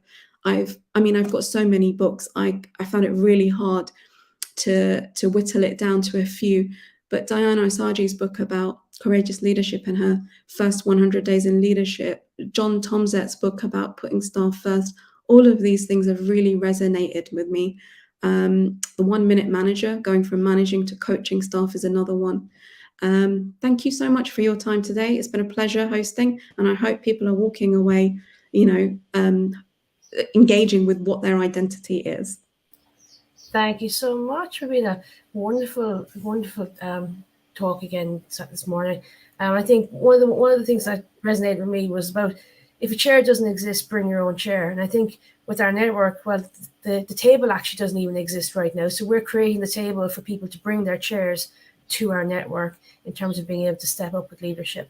So thank you so much. We're now going to go for a 5-minute break, just so everybody gets a chance to get up out of those chairs, take a few steps around, get moving again, and we'll see you back in 5 minutes. Have a nice rest of the day, everyone. Bye-bye. Bye.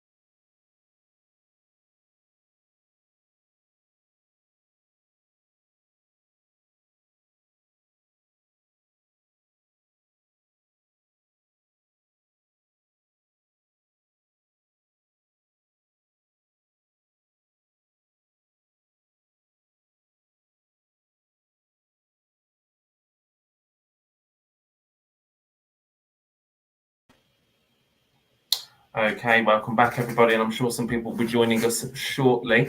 So we are going to carry on with our event. We've had a fantastic start to our event so far, and I know we've got a fabulous team of speakers lined up for the second part of the event. Lots of great messages and thoughts and reflections, and lots of things that resonate with everybody. So our next speaker is Nicola Mooney. I'm just going to add Nicola into the stream. Good morning, Nicola. How are you? Yeah, good, thank you. Thank you for joining us. It's great to have you with us this morning. So Nicola is a secondary deputy head teacher currently leading on the quality of education at a school within the southwest of England. And Nicola is also a network leader for the Southwest Regional Network for Women Ed. And we've had some previous Women Ed speakers, we've got some future ones, and lots of members of the Women Ed community today. So thank you for joining us, Nicola. I will pop off and set your slides up and enjoy your 10 minutes. Brilliant, thank you. I am literally leading after a break, and my session is about leading after a break. So my session is on non-linear career paths. And as a bit of an oldie here, I feel like I'm the oldest person in the room. This is part of my commitment to paying it forward to the next generation of teachers and leaders who are coming through. And what I would say is that teaching is a marathon. It's not a sprint. You've got 40 years potentially as a teacher, and this session really is about empowering you to be able to make choices, not just for your career and your progression through your career, but also in response to life events that happen. We're in a position where education has now hit a recruitment crisis, but we're also in a massive state of change and progress in terms of being able to have family-friendly working practices and flexible working. Both of those things are part of what I'm going to be talking about today, because part of those influence quite heavily the dynamic of what choices you've got as your career progresses. So what I've got here is an image of what we all imagine our careers to be like, and a linear, you get your first job, you continue to move through, and eventually at the culmination of your career, you then get to retire and live your life happily ever after kind of thing. And I've put a quote at the bottom that kind of really resonates with myself, and that is that life is what happens whilst you're planning something else. So you're always thinking, well, this will happen next in my life, and then that will happen, and then this thing will happen, and then eventually I'll hit this point of happiness where I've achieved everything I've wanted to get to. But life isn't that easy, unfortunately. So what can happen in your career is, yes, you might start as an ECT with intention to be able to move progressively through the ranks if you're ambitious, but sometimes that doesn't happen, and it doesn't happen for a number of different reasons. So here we've got a number of different reasons as to why it is that people's lives take a little bit of a dogleg at certain points during their career. And if you're in leadership very, very early, the problem, I suppose, with that is that then as you move through your life, you're likely to have some of these things happen, and it might dictate and it might indicate that you have to take a step out of leadership just for a moment. So one of the things that we're going to talk about, obviously, is the fact that for a number of different reasons, you might make a choice that takes you back to the classroom, or takes you part-time, or takes you out of teaching altogether. But the fact that actually that isn't the end of your career.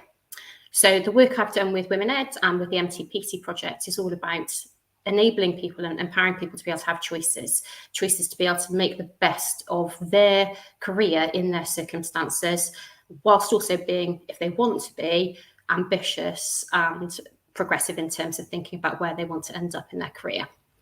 So this is my journey. As I said, I'm a bit of an oldie here. So I had a very linear career path up to about 2013. But I've had various different life events which have kind of taken me on a little bit of a dogleg at various points. So the life events that have happened to me is that I've had four sons. I've had 2 marriages, a divorce. I've had fertility treatment. I've moved into 5 different houses at various points over this 23-year span. And I've had the loss of one of my parents. Now, those things are all outside of my career and my career plans. I was always ambitious. However, in 2017, I took a step out of leadership for a while so that I could help support things that were going on in my family. And when that happens, it needs to be something that you are empowered and empowering yourself to be able to make those choices for your career. And it can be actually quite a scary process, because when you take a step out of leadership, you can think to yourself, well, actually, how am I going to get back in? Is this going to impact on what my career looks like, etc.? And there's a reality that actually it can make it a little bit harder sometimes to get back in. But it's about then you being able to put in some things in place so that if you do want to return to leadership at any point, then that's a possibility. So if we have a look at the next slide, if you do take a step out of the classroom or out of the leadership trajectory at any point, and you go back to being a main scale teacher, or you go into a part-time role, hopefully part-time roles, if you want to be a leader, would give you the flexibility nowadays to maintain and keep those leadership positions. But there are some schools that don't necessarily promote that. Most good schools nowadays do. Then, there are a few ways in which you can help get yourself back into leadership when you're ready. So first off, my advice would be kind of to plan it. So plan what you want to do, and to say, oh, for next year I want to do this, that can be quite tricky. So what I would suggest is say, right, in the next 2 years, I would quite like to be able to get a TLR, get a leadership promotion, either in the school that you're in or in a different school. Think about some of the logistics of that, about whether it needs to be close to home, if you've had a family break in terms of looking after small children or elderly parents, or your own health or whatever. Think about some of the list of things that makes your ideal role in your ideal school. I'd also say articulate your ambitions to the school that you're in, because sometimes us as senior leaders don't know how ambitious our staff are. And if you are able to tell us how, what you would like as an ideal, then we can then think about either how to train you to be able to provide you with the right experience to be able to get those roles, or advise you on other options if that's relevant to do so. So talk about your ambitions, but kind of understand also, and this is why I said about having the 2-year plan as opposed to thinking, okay, by the end of the summer I need to have got to this point. Understand that sometimes there's a lot of luck that goes into recruitment, the right job coming up, the right school coming up, the right opportunities, the right circumstances for a number of different reasons, the way in which you're aligned to the schools you go to, etc. So give yourself a bit of a break, because one thing that Jill Berry writes about is that just because you don't get a job if you've gone for interview doesn't mean to say you were not capable of doing that job. But in fact, actually, someone else might have just been a better fit for the team that they've already got. So, have a bit of perspective when you're trying to get back into leadership about some of the things that do get taken into consideration during the recruitment process. I would suggest always, and I would suggest this irrespective of whether you're just looking to move your career forward or if you are trying to return to leading after a break, that actually visiting a school is really important. It is, as I've gone further and further through my career, the more I've understood about how important it is that you're aligned to the school and the values and the ethos that they have got. And being in the wrong school is incredibly hard work. It's emotionally hard work. So if you know and understand as much as possible about that school by visiting it, then definitely make sure that you're actually doing that. And if necessary, narrate your journey to the person that you go and see. Tell them, well, I've stepped back for a moment. I've gone back into being a main scale teacher, and I say that as if that's something that's bad, but it really isn't. Being a main scale teacher is the hardest job. But in terms of your mindset and where you're thinking in terms of leadership, if you want to be a leader, then just narrate the fact that you've done that, and that's because you've had young children, or it's because you've relocated, or whatever the reason is, just so that when they look at your CV, they've got that context so that they can see, where it is that you've got to and why it is that you're now looking to step back into leadership. And then when you do your application, reiterate that on your application, because they may have met with, you know, particularly if you're going for assistant head teacher jobs, they are the most competitive. You know, you might have 30 or 40 other applicants. Some of those will have had linear career path trajectories, and you'll have to remind them that you were that person that, you know, had stepped out of the senior leadership role for, or the middle leadership role for this reason. One thing I did, which I found hugely beneficial, was I was in a school which wasn't going to offer me any additional CPD, so I actually self-funded Nasenko and was able then to pay for myself to do a course, which then helped me to get a leadership role, stepping up to AHT. So there are a number of different things that you just need to be able to think of as you go through, and these are the kind of takeaways I just want you guys to focus on as you move on. It's your journey, so you need to own it. Make the most of the experience that you've gained. If necessary, ask to do additional things that are non-paid or, you know, without any extra time, just so that you've got breadth of whole school experience when you want to write about those things when you're doing applications. And luck is a factor. Coaching is fabulous. I had a huge amount of coaching, which helped me when I was a bit in limbo. And definitely networks like this, like Women Ed, etc. Definitely make sure you make the most of those. If anyone's interested in any of the things I've talked about, then, you know, you've got my Twitter handle there. Do drop me a DM. I'm more than happy to talk about some of these things further. And back over to Elaine. Thank you, folks. Thank you so much for that, Nicola. Absolutely wonderful presentation. So much to digest and go through, and especially about leadership not being that linear journey. People think it's one straight line. It's not, and it's okay to come off and go back on, or come off and go back on an earlier place as well. Some people genuinely lose, you know, they want to go back into the classroom, and that's absolutely fine. You know, they want to have that moment of learning. Thank you so much. Enjoy the rest of your Saturday. Yes, thank you. Wonderful. So next up, we have James Johnson. Good morning, James. Good morning. Welcome. So you're new to the role of deputy head teacher in a small primary school in Kent, and specialise in the leadership of English curriculum and continuous provision across the whole of the primary phase. Fabulous. Welcome. Lovely to have you. And over to you. Thank you.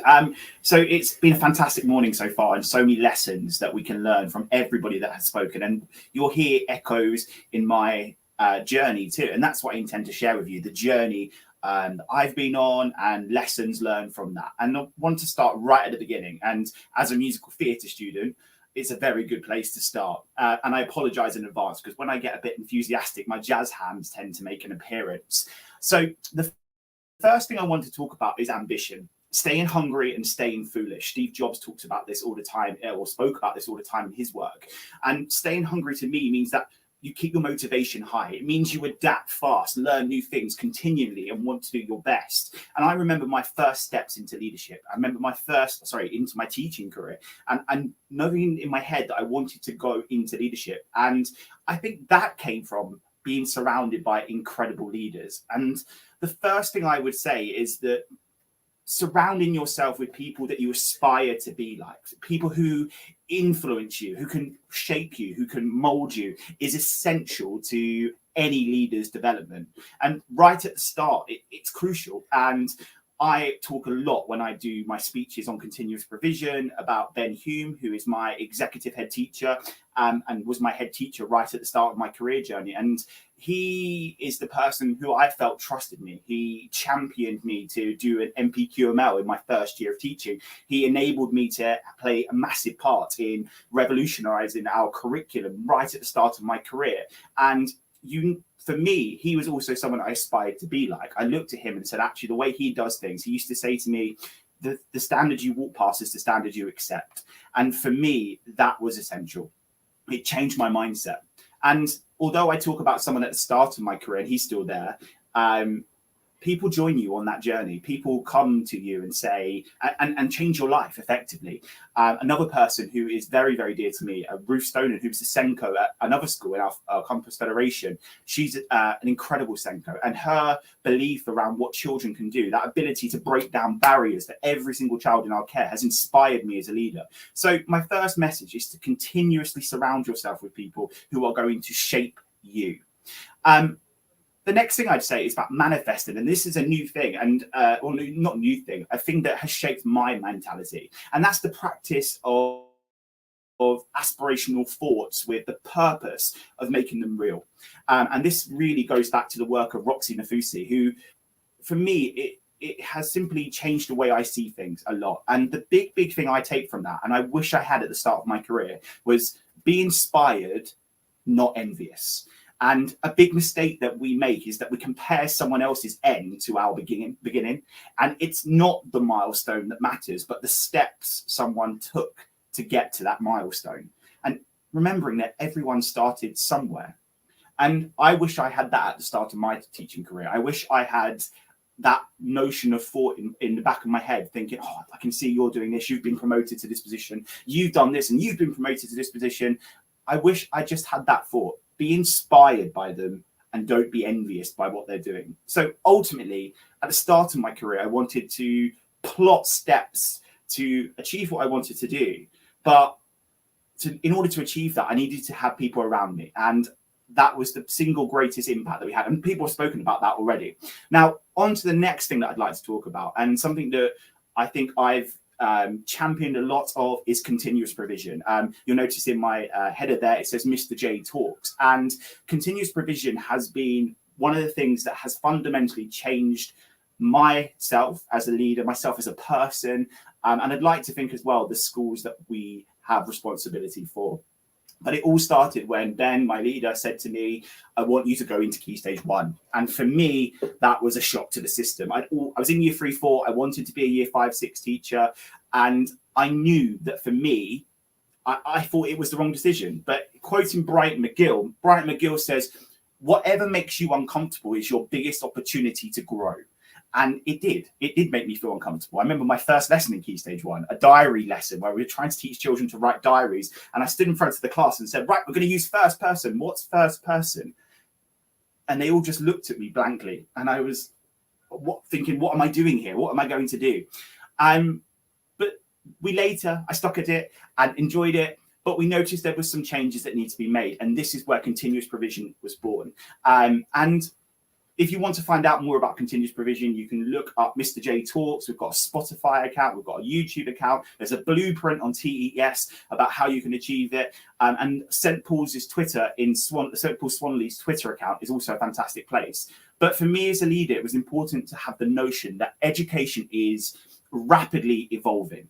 It's changing. It's making waves in different capacities. And what was really, really important to me was that we were on that wave, and important to the team around me as well. And that ultimately changed who I was as a leader. We took a risk, and risk taking is so important. And progress always involves risk. You can't steal second base and keep your foot on the first. We need to progress. We need to take risks in order to go forward. And there is demands of the curriculum, there's demands of Ofsted, there's external pressures everywhere. It's in the press at the moment. But making sure we take risks, but keep the child at the center of what we're doing. And ultimately, if we do this, we can make great strides as leaders. Another great quote is that children are not things to be molded, but are people to be unfolded. And for me, continuous provision was the way in which we achieved that. Now, it wasn't overnight. It wasn't me. It wasn't just me. I'm not the singular success of continuous provision. It was a team around us. It was a team of people that wanted to achieve the same thing, enabling every single child to flourish and keeping that child-centered approach at the heart of everything that we were doing. And now that it's established, now that we have over 200 visitors a year to our small school to see continuous provision, I've also started to get my mind into this. Going forward, it's about not being precious about the past.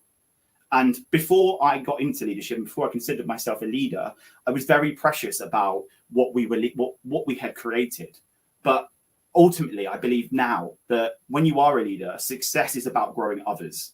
It's advanced now, continuous provision. I've got a young group of teachers at the school who are leading it themselves. Steph Taylor, who's on Twitter also, is a fantastic practitioner with continuous provision, and she's absolutely revolutionized Key Stage 2 continuous provision, and it's something to look at and inspire to be like. Now, so a few takeaways. I'm going to try and wrap up now. My takeaways from my leadership journey so far. It's not a journey of self-fulfillment. And I think I started my leadership career thinking I just want to be a head teacher. I just want to get into that position. But actually, as I've journeyed through this path, I've realized that the real joy and satisfaction comes from developing others, helping others to grow into achieving fantastic things with continuous provision, for example. Also, those of us who are inspired by others, continue to do it. Look around you. Who are those people that are shining lights? Those people who are going to shape you as a person. Who are they? And find them, champion them, trust them, engage with them, talk to them, and find out about what they're doing right now.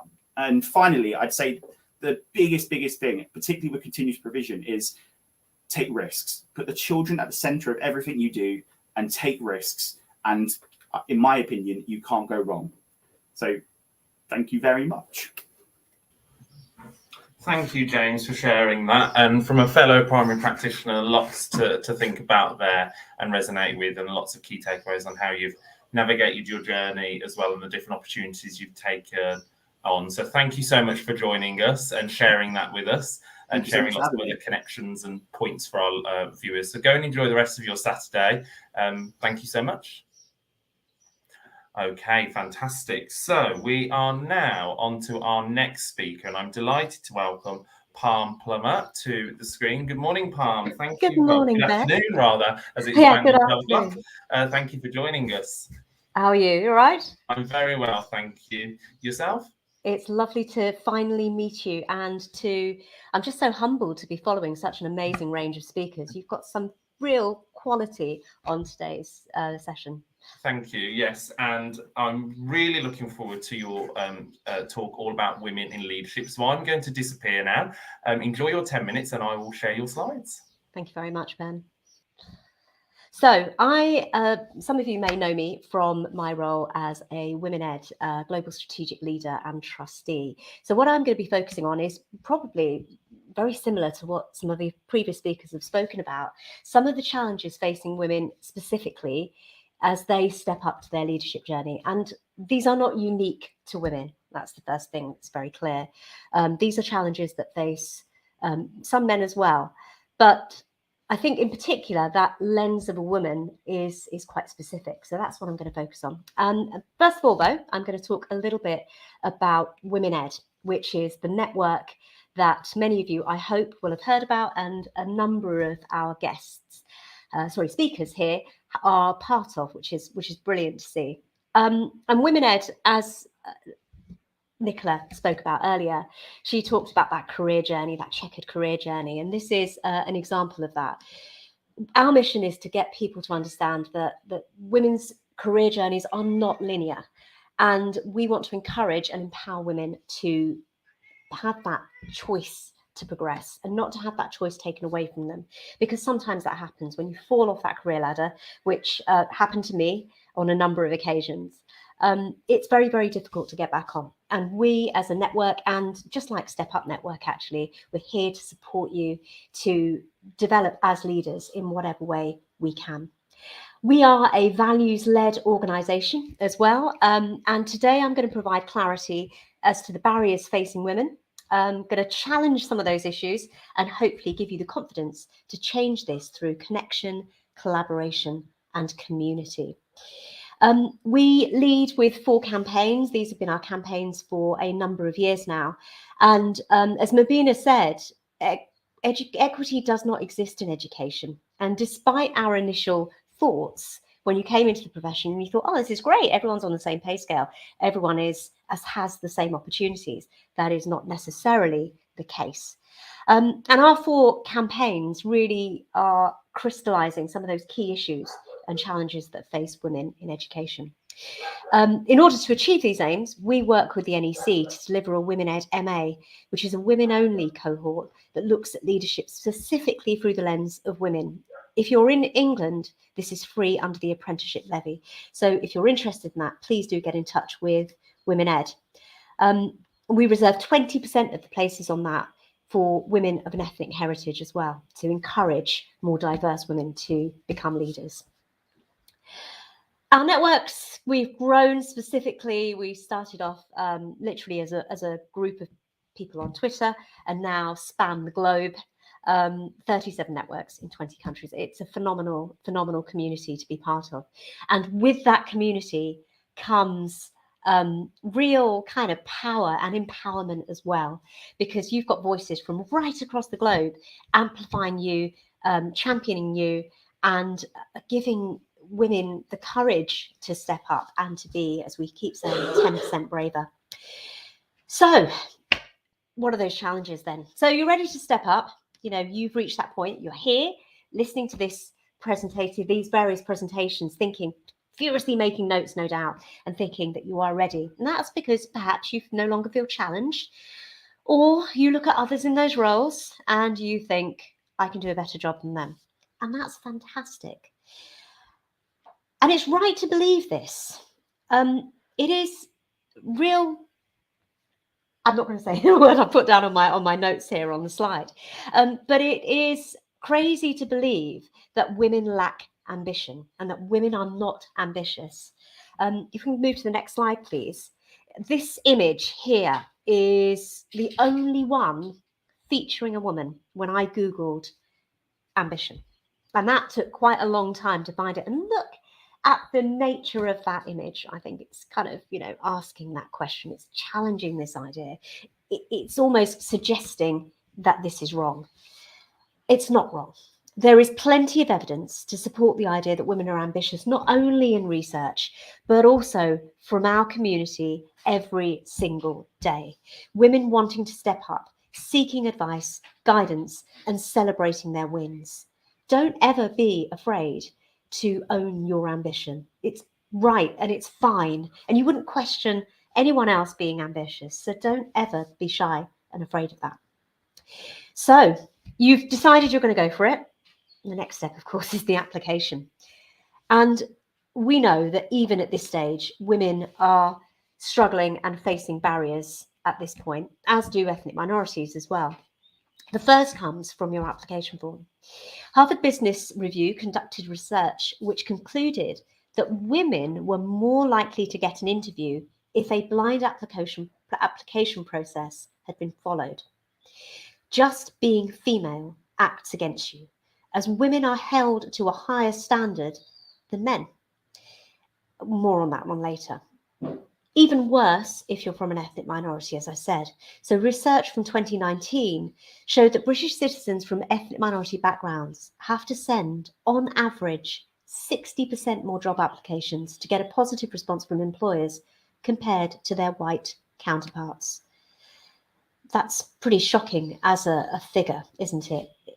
It's interesting to think that when you have two similar looking applications, one that is from an ethnic minority and one that is from a white candidate, they are 24% of white British applicants will receive a call back from UK employers, whereas only 15% of those that were named with an ethnic minority name received a response.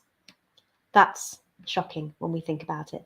So at this stage, at the job application stage, you're still facing those barriers and those challenges. Moving on, you've got more challenges ahead of you. And those are that if you're fortunate enough to get an interview in the first place, you've got to face the challenge of who's going to be interviewing you. Education is a feminised profession. 75% of the UK workforce in education is female. Yet when we get to senior teacher level, this feminisation is not reflected. In fact, the percentage of female head teachers in secondary schools is 40%, and in primary, around about 50%. But men only make up 15.5% of primary school teachers. So something is happening to that pipeline of women coming into the profession and then not quite getting to the top. And it could be because the gatekeepers are male, and we recruit unless checked by others in our image. So as a woman or a member of an ethnic minority, you'll have to work harder to prove that you fit. And at senior teacher level, those invited to interview have proved that they can do the job. What the process is designed to show is whether you fit the culture and the team. If decision makers don't see you, you have to work harder to prove you're fit. Equally, we know that men will apply for jobs based on men are appointed to jobs based on potential, whereas women are appointed on experience. Unless we've proved we can do the job, we're unlikely to be offered it. And so that adds this additional challenge for us. We've then got the issue of bias, and unconscious bias is huge in terms of the impact it has. I've witnessed poor decision making based on preconceptions, even in the experience that I've had. And this is difficult for you to overcome as a candidate. And it's difficult to call out if you feel you were a victim of this when you're rejected. Sometimes questions can make it clear. Asking about children, for example, is a big clarion call. That's the sort of thing that you should absolutely call out. It's wrong. We also know that you face further challenges even when you get the job. The motherhood penalty is well documented, and many know the impact of women once they become mothers. But did you know that there's a positive impact on men when they become fathers? Women's salaries drop, they're less likely to be promoted, and they lose out on pensions due to maternity leave. They're also more likely to give up their job for childcare. However, men are more likely to be paid more likely to be promoted, and don't suffer the negative effects if they have a wife. All very confusing, but also very frustrating for women. So let's think about our final challenge, which is that the opening up of the gender pay gap. We see that really kind of becoming quite clear when we get to leadership level. And this is really where it opens up. And it's not just a gender pay gap, it is also a gender pension gap. And even just the other day, there was a report in The Guardian about that huge gap for women when they reach pension age. And largely it is because of the gender pay gap. So what can we do about this? Well, we can hit that disrupt button and we can try to change things.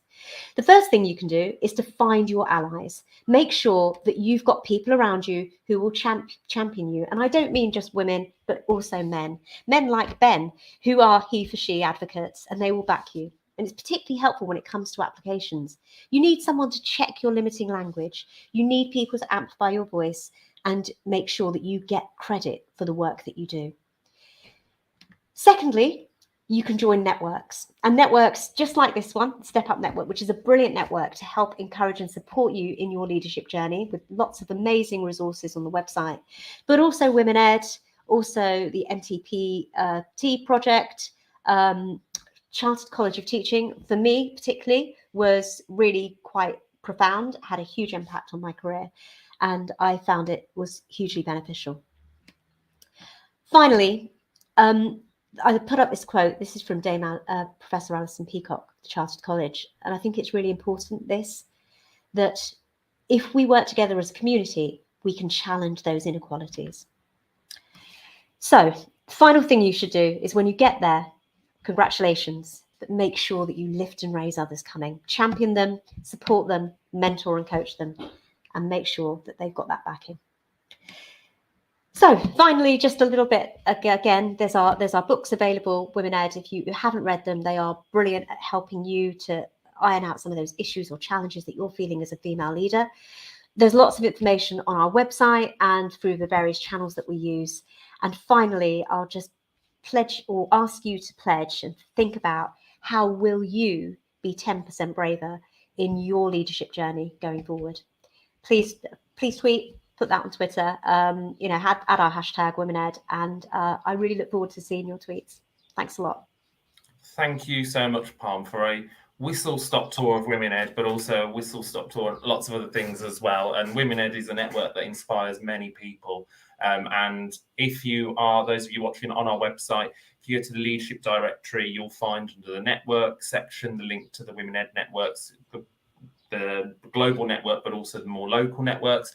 And also in our leadership book section, you'll find both the Women Ed books in there. So thank you so much, Palm, for joining us and inspiring many, I'm sure, and go and enjoy the rest of your Saturday. Thank you so much. I appreciate it. Thank you, Ben. Bye. Thank you. Okay, and our next speaker is Benny Cara, who is actually at another conference and is very kindly presenting from that conference. She was in a corridor. Are you still in that corridor, Benny? I am actually still in the corridor. Yeah. How's the sound? It's echoey a little bit, but it's perfect, actually. It's not too bad. So thank you so much for joining us. I really appreciate it.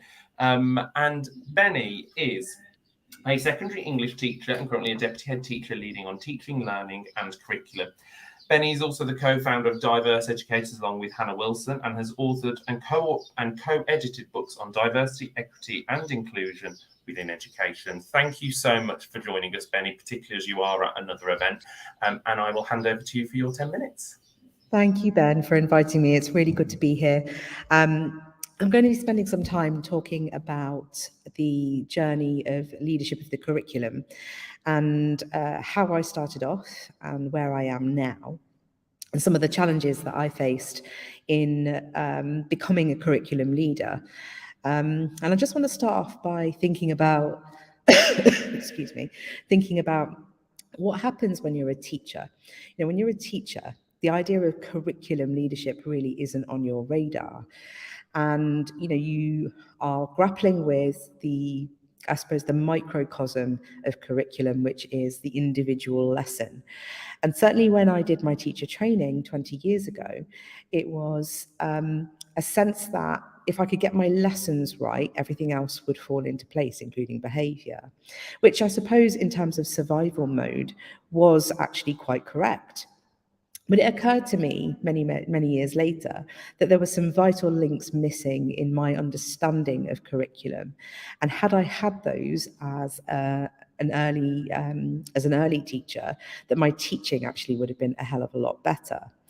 And when you are mentoring new teachers, the urge to kind of focus on the microcosm is very real, because you think, actually, let's give them bite-sized chunks to be able to manage without giving them lots of extraneous material to confuse, to cloud what needs to happen in the classroom on a day-to-day basis, which is completely understandable. But what tends to happen is that you function in a silo. And that silo is really, really limiting. You're within your lesson, you're within your classroom, and you're within your immediate department. Back in the day, you know, we didn't have centralized resources. And so, you know, we had to kind of come up with our own, which was incredibly exhausting. And now what you have is more established curriculum planning at a centralized level in departments. And so I wonder actually how much input early career teachers have on curriculum design in the same way that perhaps I had when I was kind of emerging from my early practice. And, you know, that silo effect, you know, means that quite often you're not thinking about the things that you say in your lesson and how they will impact not just in your classroom, but in the classroom next door, in a different subject, in a different year. When I started writing schemes of work, I became a curriculum leader in some respect as a second of English in my department in my first school. But it was a sort of trial by fire more than anything else. There was no theory, there was no research to go around it. And I remember sitting down and thinking, well, right, what needs to go into this sequence of learning? And I recognize now I didn't even have the language to be able to kind of construct the curriculum in the way that I wanted to. So what tended to happen was that I would take my passions and my interests and what had gone before, and I would start to put those together in some sort of sequence. And I had a sense of, you know, logic that was relevant, you know, what was relevant, what needed to happen in what order, but there was certainly no design behind it. It was purely collation of resources based on preference, based on previous experience and what was in the cupboard. So curriculum leadership wasn't something that I was actually doing. I was functioning as a manager of resources. I was making sure the books were in the right place, and I was making sure things were being taught in the right order broadly. When I became a head of English, my understanding of curriculum improved, but only in the context of English. So I was able to make decisions about what texts were taught in what order, how the writing curriculum worked. And suddenly I started thinking back to when I was teaching. I was thinking, actually, when I taught in my first 2 years and I was planning my lessons, I had no concept of how things fit together and why certain things needed to go before others. And it was only really kind of going through the research on curriculum design as a middle leader that I started to understand curriculum leadership in the way that I think actually was useful.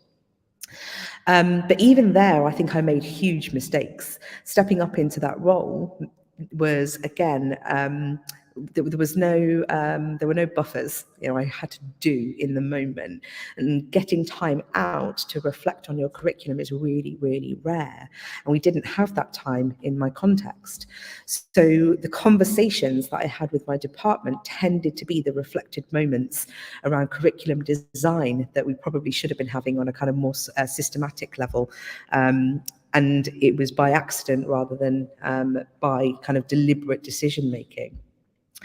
But I recognize now that my curriculum design experience at that stage was still really, really limited because I was still relying on things that I had taught before.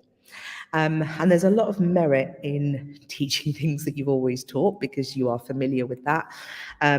But it certainly doesn't necessarily make for a dynamic curriculum, and it certainly doesn't make for a curriculum that perhaps is disruptive of old narratives and allows you to move forward as a practitioner. I was teaching the same old things out of comfort, but I was getting very good at them. And it was only when I moved into senior leadership and I worked at a startup school, I was the deputy head in charge of curriculum, that there was suddenly this realization of all of the things that I didn't know as a curriculum leader. That silo had kept me very comfortable, and I was surrounded by people who thought like me. All of a sudden, as a deputy head teacher trying to lead curriculum, I came up against walls. And those weren't malicious walls, they were just walls because they were people in different departments that I was suddenly line managing, and I had to talk about curriculum.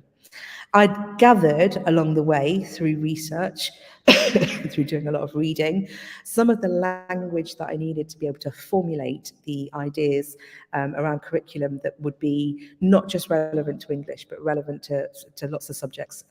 As I was line managing science in particular, was one of them. Language like, Christine Council's core versus hinterland, or disciplinary versus substantive knowledge, stuff that I just didn't have at my fingertips when I was starting out on this journey. And then it became a theoretical exercise first, and then a practical exercise second. So I had to get straight in my head, especially since I was working in a startup school with no curriculum in place, what the curriculum should look like. Now, I knew how to do that as an English teacher, starting from scratch, but did I know how to do it as somebody who was line managing science, somebody who was line managing IT, somebody who was line managing RE? The answer was no. What I needed to be able to do was sit down and talk to people. So a huge part of my movement into curriculum leadership was around conversations, and sometimes really challenging conversations where I had to admit that I didn't know what I was doing with a particular sequence of learning. Suddenly I was responsible for monitoring the curriculum when I wasn't a subject specialist. Now, this presented challenges in lots of ways. How do you support a middle leader in their curriculum choices when you haven't taught that before? And it was only much later in my journey that I came across Mary Myatt and John Thompson's books, her books, that I was able to have some sort of framework in order to have those conversations with middle leaders about subjects that I was unfamiliar with. And when I got the theory of it, or I kind of got comfortable with the theory of it, I realized there was a huge practical element of curriculum leadership. And that was, the logistics of managing not only a person who had very strong opinions about what they wanted to teach, who, like me, had taught the same things that they'd always taught. And suddenly I had to think about the art of conversation. And I was really privileged to be able to go on the Fierce Conversations training course. Fierce Conversations is a book by Susan Scott, and she advocates the process of being really open and honest. And what we need to think about when we're having those conversations around curriculum leadership is that you'll come across resistance, and how do you get through that together? Because ultimately what you're trying to do is construct a beautiful curriculum that allows children to make progress, and allows children to access what they need to access. So the toolkit was through Susan Scott's Fierce Conversations. I don't really like the word fierce, but it works in that context. Where I got stuck was where I couldn't gauge whether something was of a high enough quality or whether it was challenging enough. And that meant I had to look outwards. So suddenly, as a deputy head, I wasn't in my silo anymore. I had to be very, very clear that I was looking outwards into the wider world, speaking to colleagues in other schools, and then forming a curriculum network within my locality in Derby, being able to compare schemes of work, being able to actually see, look, actually, let's benchmark what we're teaching. Let's see if we can try to kind of create a high standard.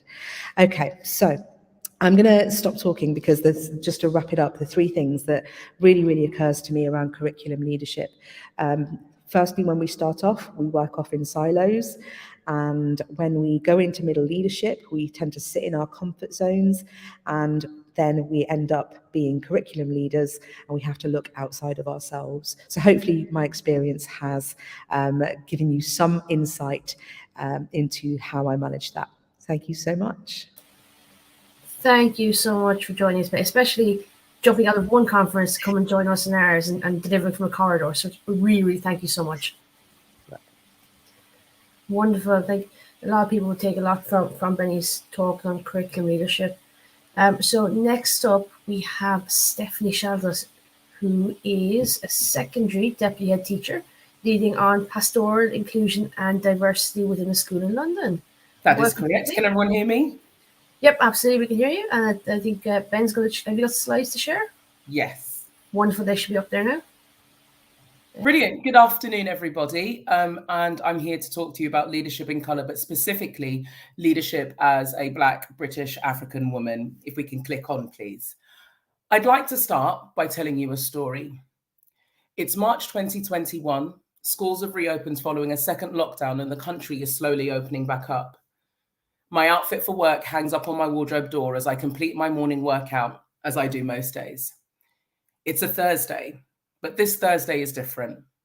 This Thursday is not an average Thursday in the life of an acting co-head teacher.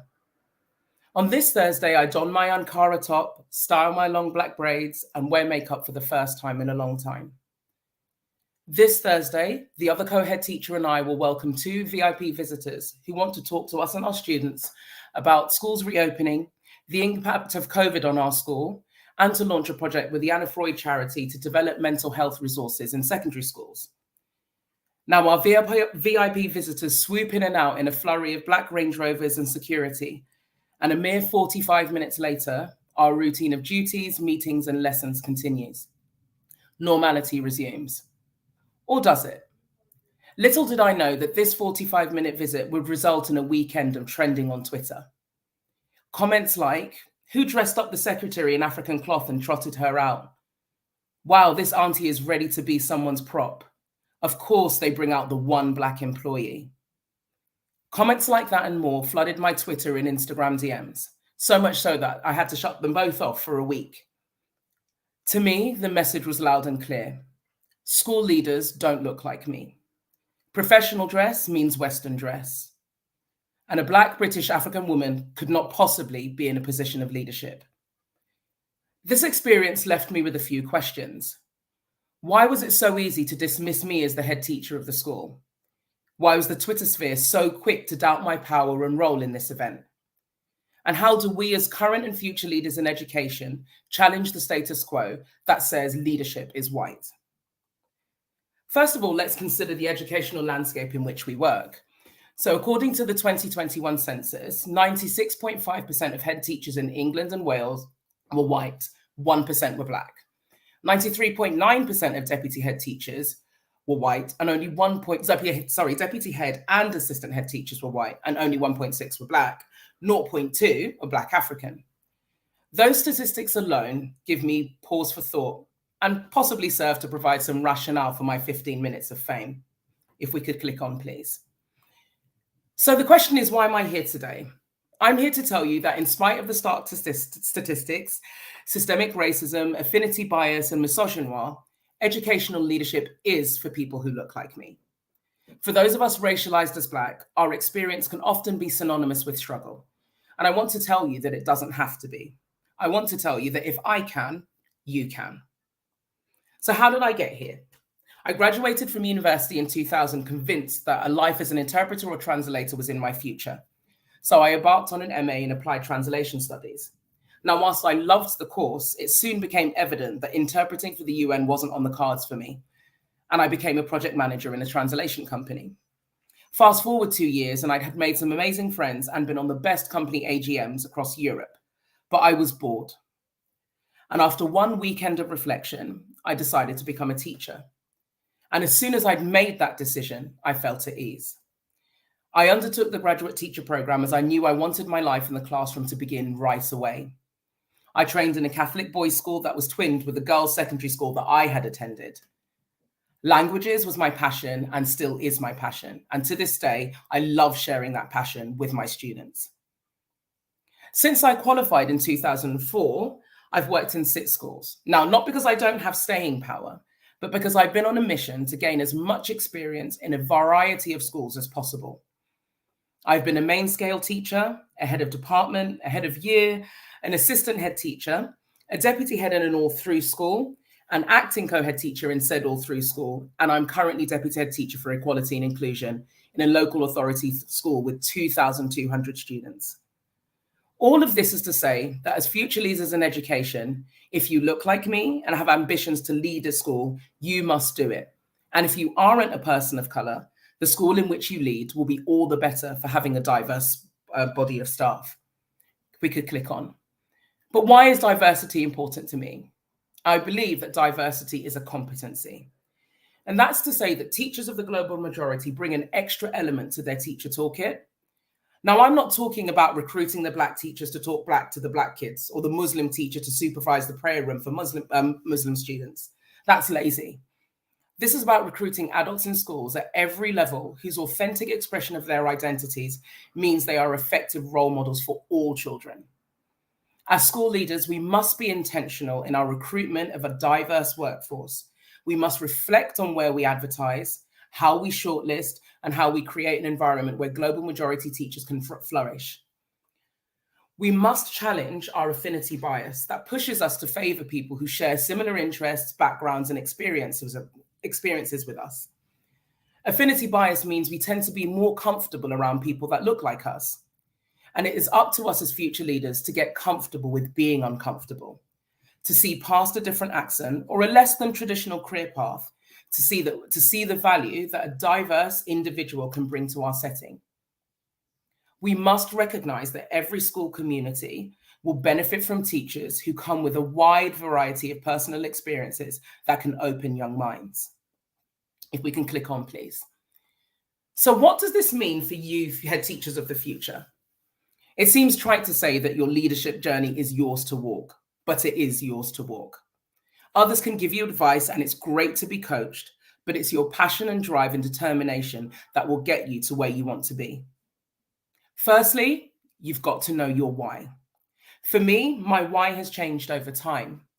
When I first qualified, I was adamant that I wanted to take the curriculum pathway, hence becoming a head of department. After 4 years in that role, I felt fulfilled, but I knew my passions lay elsewhere, and I chose to take a sideways step into pastoral leadership. It is through pastoral leadership that I've truly been able to identify my why, which is wanting young people to love school as much as I did when I attended, and helping them remove the barriers that prevent them from experiencing education positively. By being a pastoral leader, I've built relationships with students, families, local services, as well as influence policy and practice to ensure that all young people in my care have the means to succeed.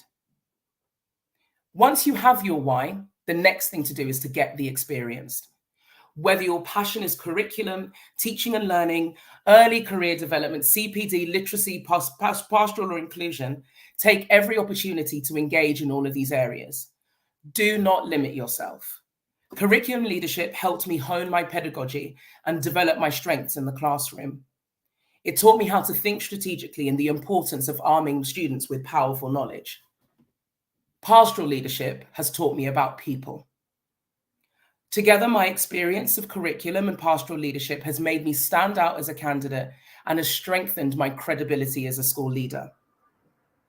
Developing as a leader is the one time you should not stay in your lane. Try everything, fail at everything, and then try again. You will only grow and you will become a more effective leader as a result of it. Do not allow yourself to be pigeonholed into a specific area due to a single aspect of your identity. As often educators racialized as Black can be seen as being good at pastoral. Yes, we may be good at pastoral, but we can just as good at teaching and learning, CPD, and early career development as well. If we can click on, please. I want to leave you with a final thought. For many educators that are racialized as Black or brown, identify as LGBTQIA, that are neurodivergent or are female, the glass ceiling can feel like a brick wall. It is our job as existing and future leaders to chip away at that ceiling and to take up space. As we progress, we need to create opportunities for other leaders. Everyone in this room right now is a leader. Be the kind of model that inspires others and creates a culture you want to be part of. Your light shines before the title of headship is even given to you. As for me, I will still wear Ankara to work and wear hairstyles that reflect my culture. And I will continue to make sure that I am counted as a Black British African leader in every space, all of the time. Thank you for listening.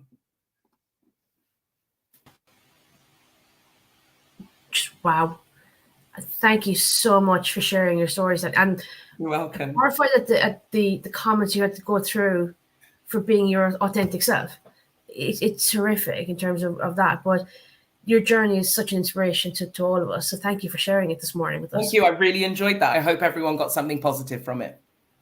Thank you so much, Stephanie. So our next speaker, unfortunately, could not be with us this morning. Helen, who's a lead SENCO, could not be with us this morning, but has sent us a video, has done our presentation. So hopefully Ben in the background will be able to share the video and we can hear from Helen. Not in person, but we shall hear from her.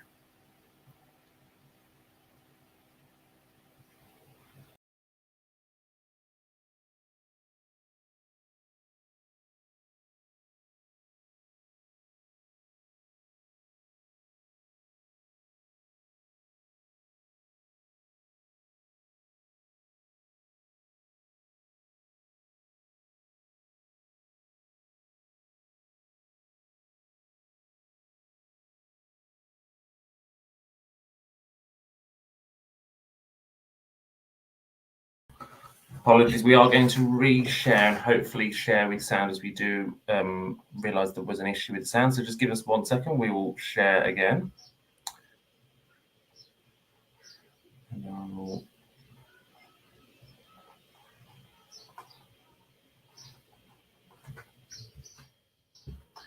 It wouldn't be a virtual event without a technical issue, of course. So we will try and get it working for you, which I think it now should. So just give me 1 second.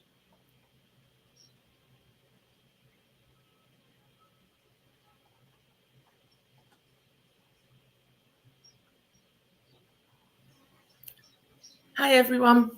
As always, when I speak to people, I always give viewers a warning that due to the nature of my ADHD, this could be over in 30 seconds or it could last for 5 hours.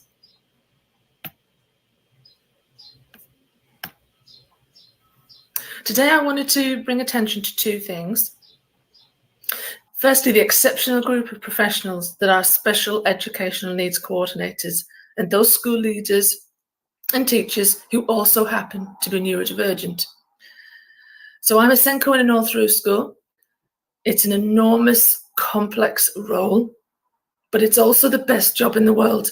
If you knew me personally and you were to imagine a role that I'd be successful in, you'd probably put SENCO at the bottom of the list. In fact, it probably wouldn't even make the list.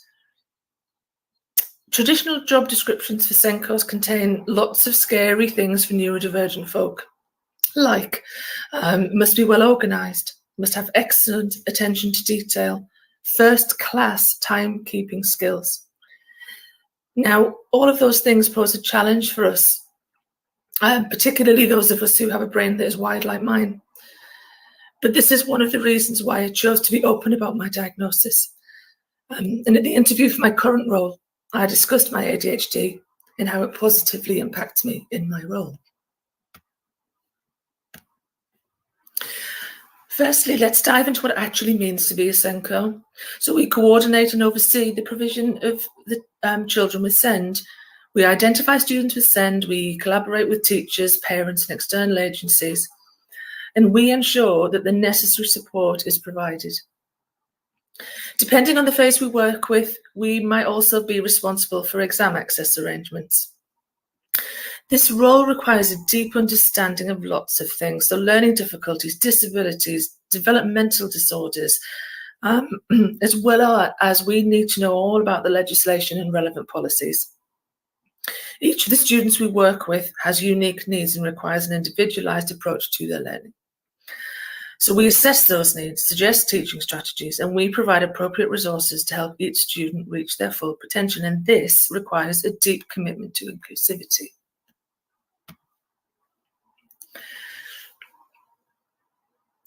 So SENCOs face lots of logistical challenges. So we balance demands of administrative tasks such as paperwork and record keeping with working directly with students. So I go to lots and lots of meetings, liaise with external agencies and provide training and guidance to other members of staff. And honestly, juggling this can be very, very overwhelming, but the rewards of this job far outweigh that overwhelm.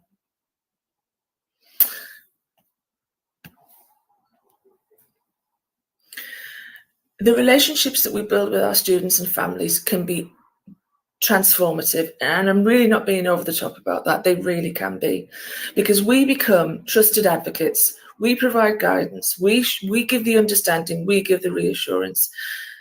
We work collaboratively with parents, and we make a really crucial partnership with them to support their child's needs. But most importantly, we're an advocate. We're an advocate for the child. And the way that I always explain this is that the child is absolutely central to all the decisions that we make, but being a good advocate does not mean saying yes to everything. So sometimes there can be this perception that, your SENCO's really soft. Your SENCO says you can sort of do what you like. You can play with this really loud fidget toy in lesson. It's that sort of thing. But that's not what it is. We are advocating, but sometimes that means we have to say no, and we will say no to things. So the children that I work with are absolutely aware of my diagnosis, and to be fair, that would be very hard for them to miss. The decision about revealing your true self, or as I would say, taking off the mask, is a highly personal one. So my career and my life over the years has had lots of peaks and troughs, like lots of other people's do. But since I finally decided that I was going to be myself, I have become much happier. And I think this is really important in the role of the SENCO, because that means I can openly share my experiences and empathise with everyone that I work with. Now, shall we say that over the years, there have been quite a lot of teachers and leaders that have been less than understanding towards me. And that's why finding a place where you can be you, and I mean the real you, is important. Finding the right place where you can be you and where you were championed for the person that you are, because finding that acceptance brings that inner peace and enables you to be who you are, and then make a really good job at what you're doing.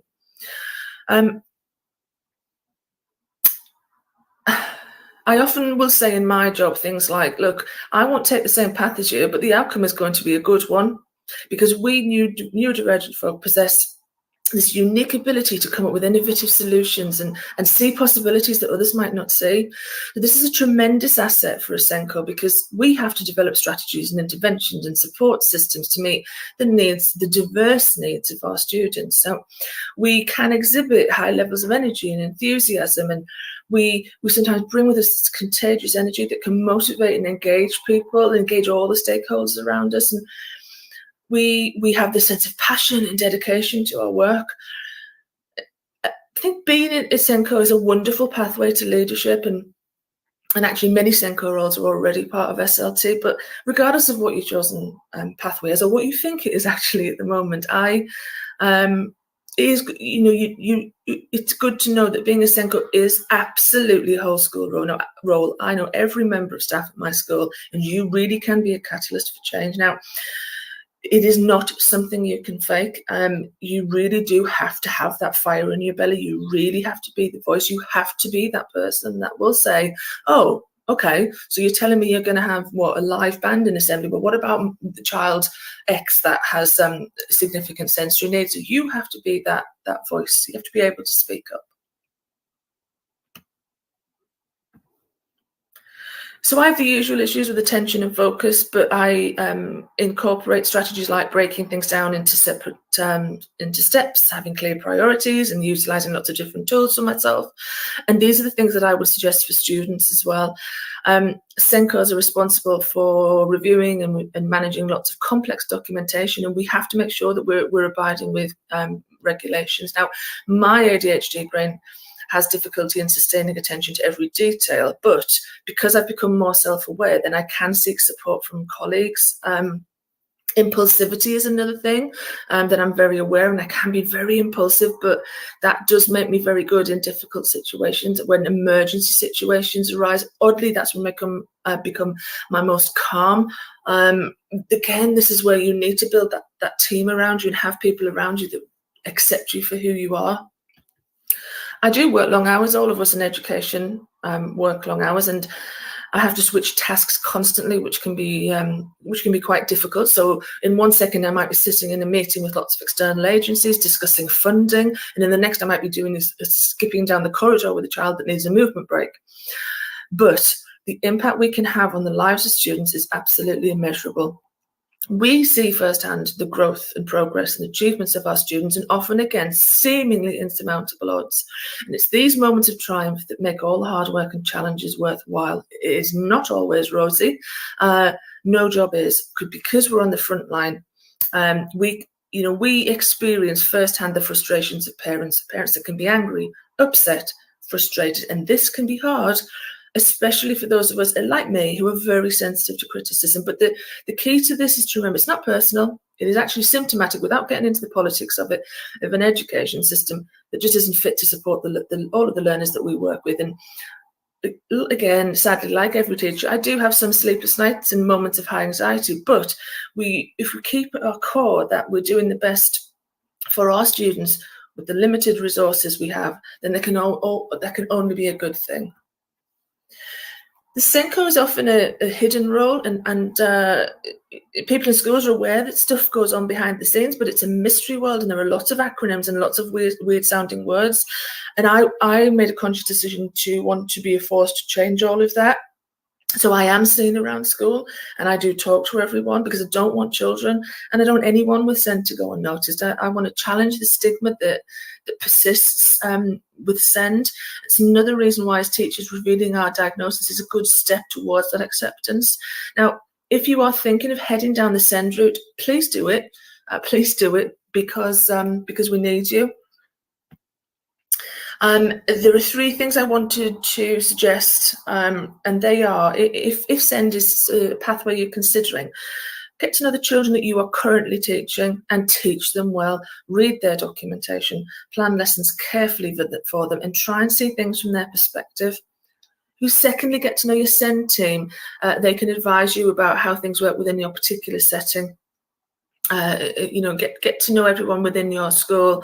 Reach out to the parents of your SEND children as well, and they will be glad that you've reached out to them when it's a positive thing. And thirdly, read really widely, use social media. There is so much support out there for neurodivergent folk and for SENCOs. There is support out there. Now, really quickly,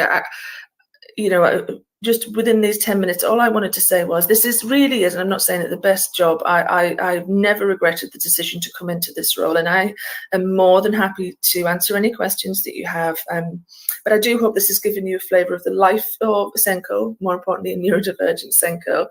And thank you everyone for listening, and have a fabulous day. Wonderful. Thank you so much, Helen. Obviously, Helen couldn't be with us this morning, but sent us through that wonderful video. Definitely one that I'm going to look back and been writing loads of notes, but want to look back on it, which we can do on our YouTube channel later on. So we're on to our final speaker of this morning. I can't believe it's actually our final speaker. Good morning, Gary. Hi. You've been waiting a long time, so thank you for your patience. We're running slightly late, so Gary is a senior lecturer in primary initial teacher education at the University in Birmingham. This year, he's taken on the role of quality enhancement lead and has held several leadership posts in primary schools and ITE. Gary has an interest in current issues in education, particularly LGBT and relationships education within primary schools. Really looking forward to having you speak, Gary. Over to you. Thanks.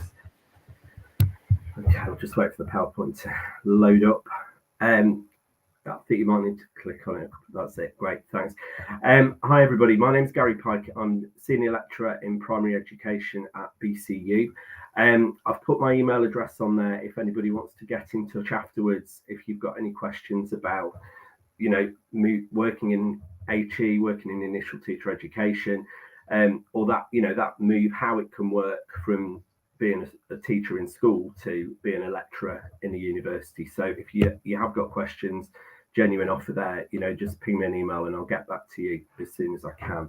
Could I have the next slide, please? Thank you. So I thought I'd just give a little bit about my professional background, because often people will say, how did you come to do this? What made you do this? So I started out, I'd always wanted to be a teacher. I did a 4-year undergraduate degree, very similar to the one I teach on now, actually, but in those days it was a 4-year course at what was then the University of Central England in Birmingham. I then became a class teacher. I worked for a school in Staffordshire, and started very early, really starting to think about different ways I could take my career and how I could progress, really. I was never really that interested in headship. So some people have said to me in the past, do you lack ambition? I certainly don't, but there are more ways to go than just to headship. And I think that's a real benefit of this job, that it isn't just one sort of linear pathway that you can take. You can go off in all sorts of weird, wonderful, exciting directions. So this is just another one of them, really.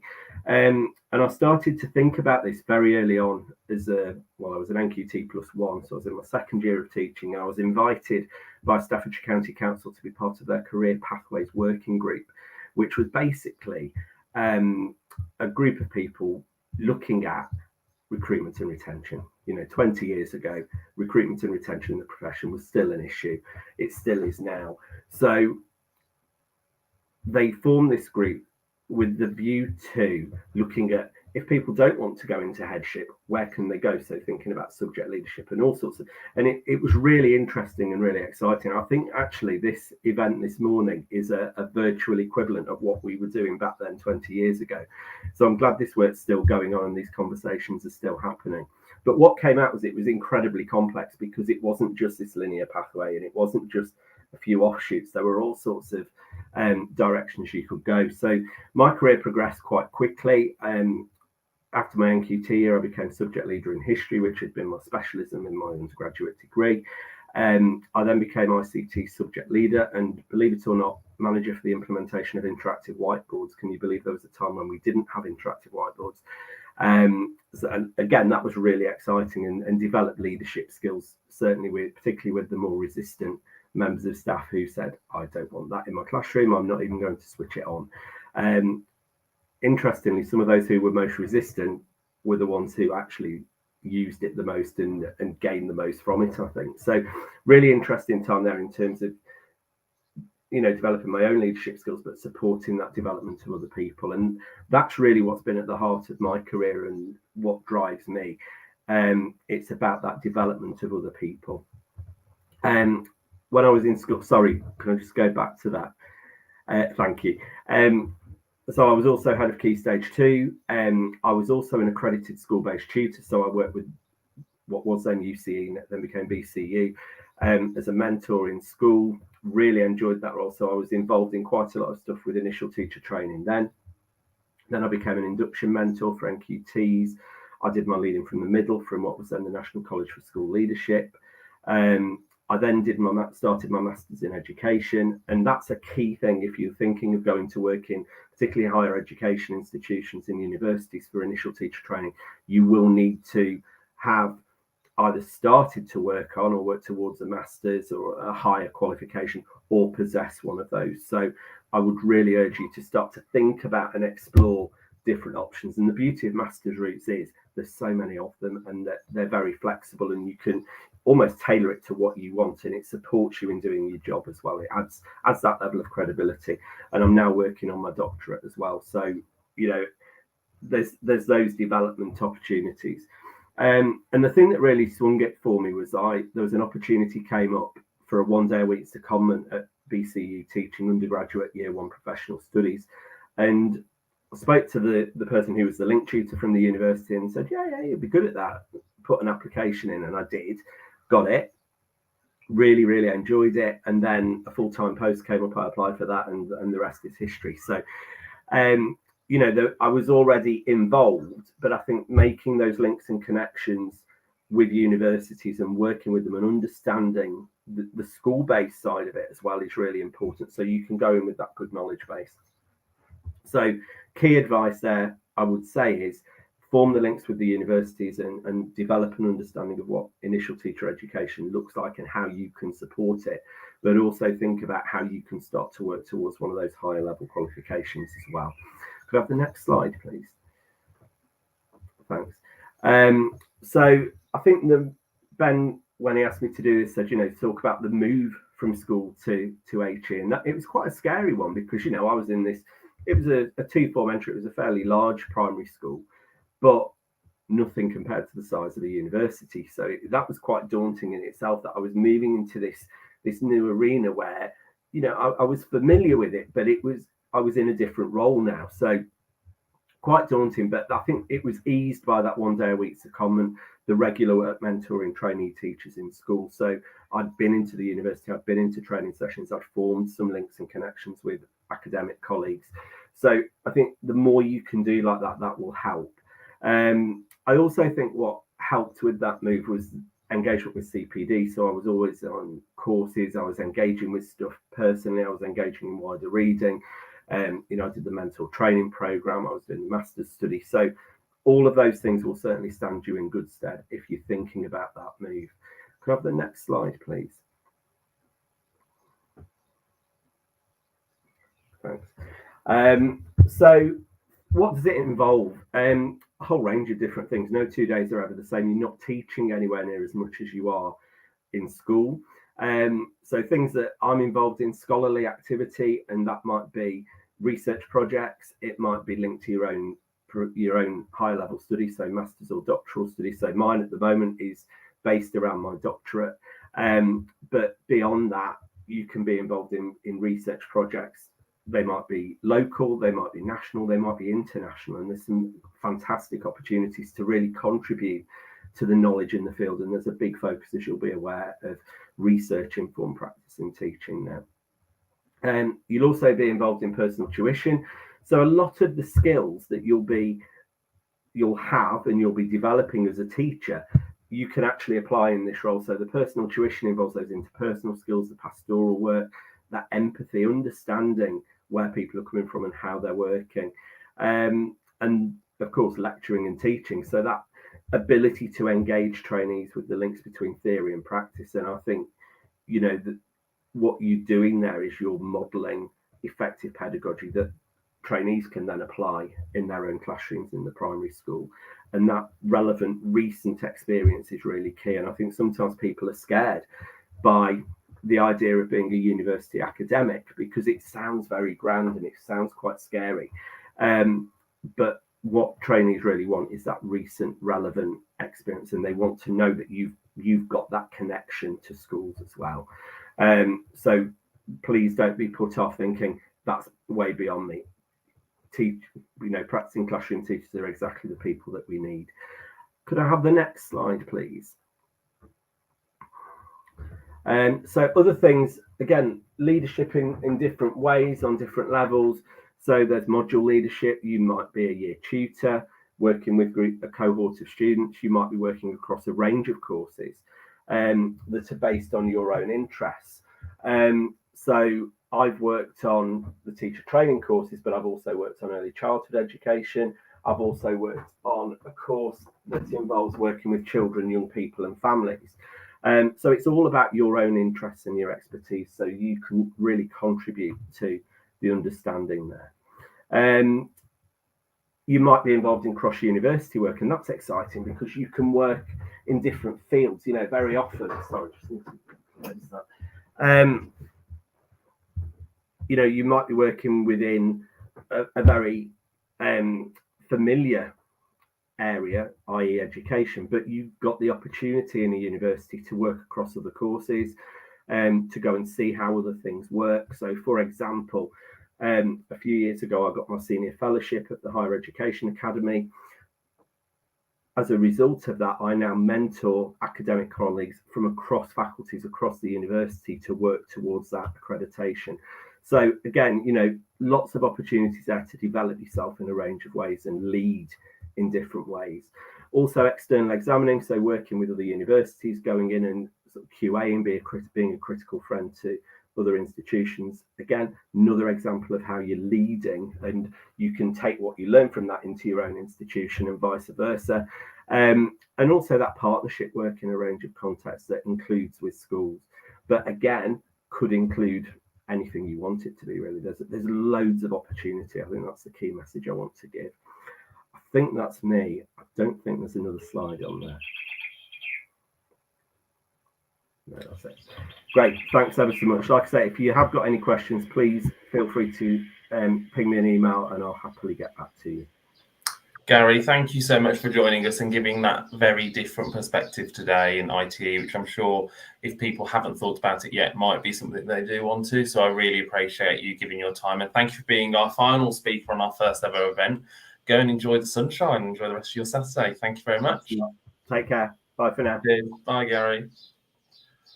Wow, Elaine. Wow. What a morning day. Well, it was fabulous morning.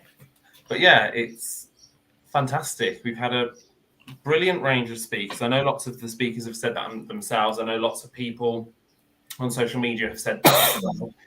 And we will continue to share on social media. So one of the things we will be doing is, well, I say we, Elaine, because Elaine is better at doing this at me than doing it than me, is that Elaine will break down each person's video, so each person's presentation, and we will publish that on the YouTube channel. We'll also share it on our website. There might be certain ones that you want to watch back in particular. We will try and, with the full event, try and time stamp it so you can go back to those key people and hear them. But I first of all want to say a massive thank you to all of our speakers today. I will thank them again in a bit, but they have been brilliant. But this is just the start of the network. It is a network launch. We appreciate it's been a very long event. If you've been with us for the whole time, thank you so much for joining us. So we're just going to really quickly go through some of the things that we are going to offer as a network. And I'll get us started by sharing that this is just the start. And me and Elaine will go through some of this. We can tag team this slide if you wish, Elaine. Yeah, apologies. I'm a little choked up today. No, it's okay. Don't apologise at all. So, as Ben said, this is just the start. This is the first event that we have. And we're going to look at more virtual events. We're going to go to face-to-face events, social networking events. One of the biggest things that we're looking at is our website and blogs. And I know a number of our speakers today have already said they're going to share blogs with us, so that people can actually read and take on the information, because there's a huge amount of information in a short space of time. And also, one of the things we're very proud of is our leadership directory, that collaboration, so that people know where they can reach out. So check that out on our website. And then obviously the collaboration with other networks such as Women Ed, MTP Project, Diverse Ed. We'll have those as well on our website, and looking forward to really getting started. This is just the start of something really, really big, I think. Yeah, you're so right. And what you will have, if you have attended the event and bought a ticket through the Eventbrite link, don't worry if you haven't, because we will post this anyway, is we have actually published all of our currently planned events for next year on Eventbrite. Not all of them we are selling tickets for yet, but that includes our range of virtual and face-to-face events. And if you're watching this, you are getting a bit of a sneak peek as to what is on offer and what we've got today. So, where next? So before I tell you about the events, Elaine, do you want to share with this one? Yeah, so we need you to share. I think even looking on Twitter today, we've had really, really big interest on Twitter. So keep sharing it. So if you attend the event, or if you're watching this afterwards on our YouTube channel, share the link to others as well. Anybody who's interested. And I think a number of our speakers have looked at their journey. And I know obviously the cutoff date for resignations has passed, but it's not about what's happening in the next couple of months. It's what one of our speakers spoke about their 2-year journey, having a look at what's next for you. So sharing it, and share with others who you think this might be beneficial for. We also need you for feedback. So anybody who was on the Eventbrite would have got the email from Ben about 15 minutes ago. So if you can take some time to complete the short survey for us, it'd be brilliant. We'll also post the survey link in our chat, and you'll automatically join our community. What that means is that you'll get access to our newsletter and knowing when our next events are coming up. We need you to write. We would love to hear. So we've got some of our speakers today who are going to write a blog based on their stories, but we want to hear from you. We want to hear from all of our people who've attended today. Write a short blog on maybe what you're going to do next, or what you've taken away from today's session. Get in contact with us through our website or through our Twitter. And then the last part, we need you to volunteer. So as Ben showed earlier, our network committee at the moment, we've 8. Join our network committee. If you're interested in helping other people step up, please get in contact and join our committee. Thanks, Elaine. And also, where next? What opportunities we have. So in terms of events, you will have these links emailed to you. We are trialing a number of different event formats based on the feedback that people gave us when we set up a Google form at the beginning of launching the network on Twitter. So I'm really pleased to announce that live on Eventbrite, and you can buy them now, are tickets for our first face-to-face event of the next academic year. And that will be taking place on Saturday, the 21st of October, 2023, in Birmingham at the Lost and Found, in a private room at the Lost and Found, for just 24 people. There's only 24 tickets, so it's quite a small event. We've got fantastic 4 speakers lined up. We've got Emma Blake, Nimish Ladd, Lady Kirsty Grundy, and Miriam Hussain. And it's going to be a very informal event with speakers, with a buffet lunch, in a sociable atmosphere. So if that is for you, the tickets are £24 each, which includes the higher fee and food within that as well. We've then got our first virtual event in November 2023, which is Get That Leadership Job online workshop. We do have a number of speakers already confirmed for this. We have Kate Brown, who's an assistant head teacher in the southeast of England, Tom, who's one of our network leaders for Step Up, and we have as a keynote Vivian Porritt, OBE, who we heard Palm earlier. We've got Vivian joining us, who's giving us a keynote on that event.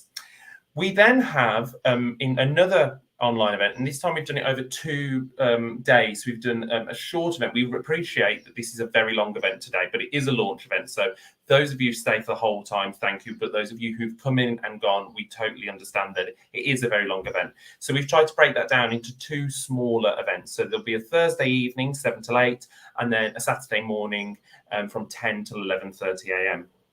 And that is our leadership unconference. And an unconference is where we ask the speakers to provide the topics, or the community to provide the topics. We've not told any of these speakers what to speak about. And actually, for pretty much all of our events that we're running next year, we haven't told what our speakers what we want them to speak about.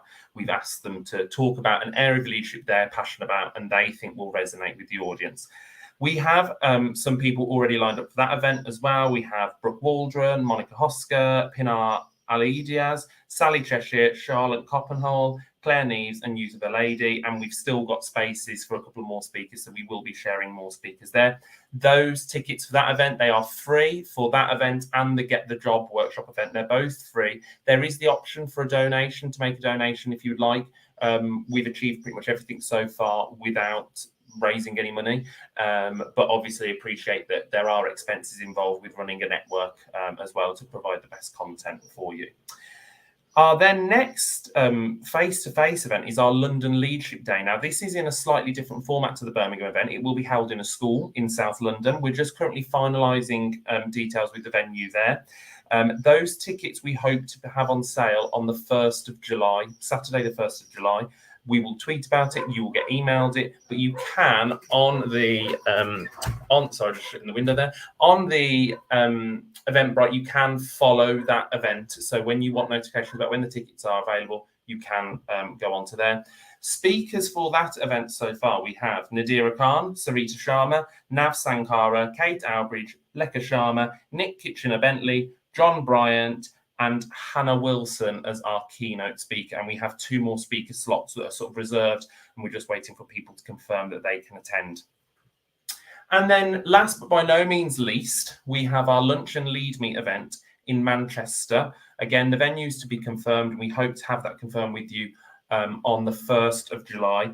We do have, it will be the same format as the Birmingham event, so it'll be a very small event, probably about 30 people attending.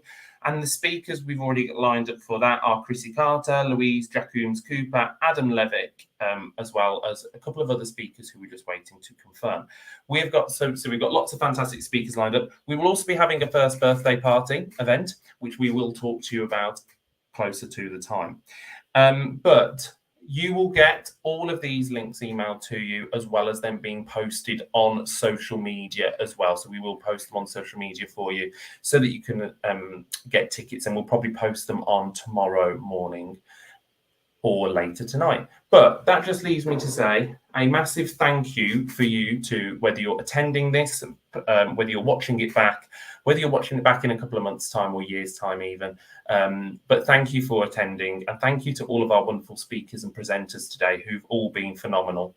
And also, there was lots of things going on behind the scenes that you wouldn't have seen, and we will be sharing what has been going on behind the scenes with you. But we've had, obviously, myself and Elaine co-hosting. When we've not been hosting on the screen, we've been doing other things behind the scenes. We've had Nikki and Christine, 2 of our network leaders, who have done an absolutely phenomenal job at managing the social media and all the interactions there. So we will be posting some behind the scenes pictures at some point, so you can see what goes into organising such an event. And obviously then we've got our other 4 network leaders who've been championing the work that we're doing. One thing I will say is Elaine did talk about the importance of feedback. That is really important, because this time next week, our network committee are actually meeting in person to plan out our year, which I briefly mentioned at the beginning. So we do have that loose plan of events. We could do more. We can change the format. Whatever you think you would like, then let us know. There's also the opportunity to engage with coaching and training that some other people, external organisations, have provided us with the option to collaborate with them on. Some of that is published on our website under the collaboration section. Some of it we haven't announced just yet because we're trying to finalise what that will look like. But please put that on the survey. Whether you're interested with that, please put it on. So, Elaine, thank you so much for being my co-host today. It's been an absolute pleasure to be sat virtually alongside you.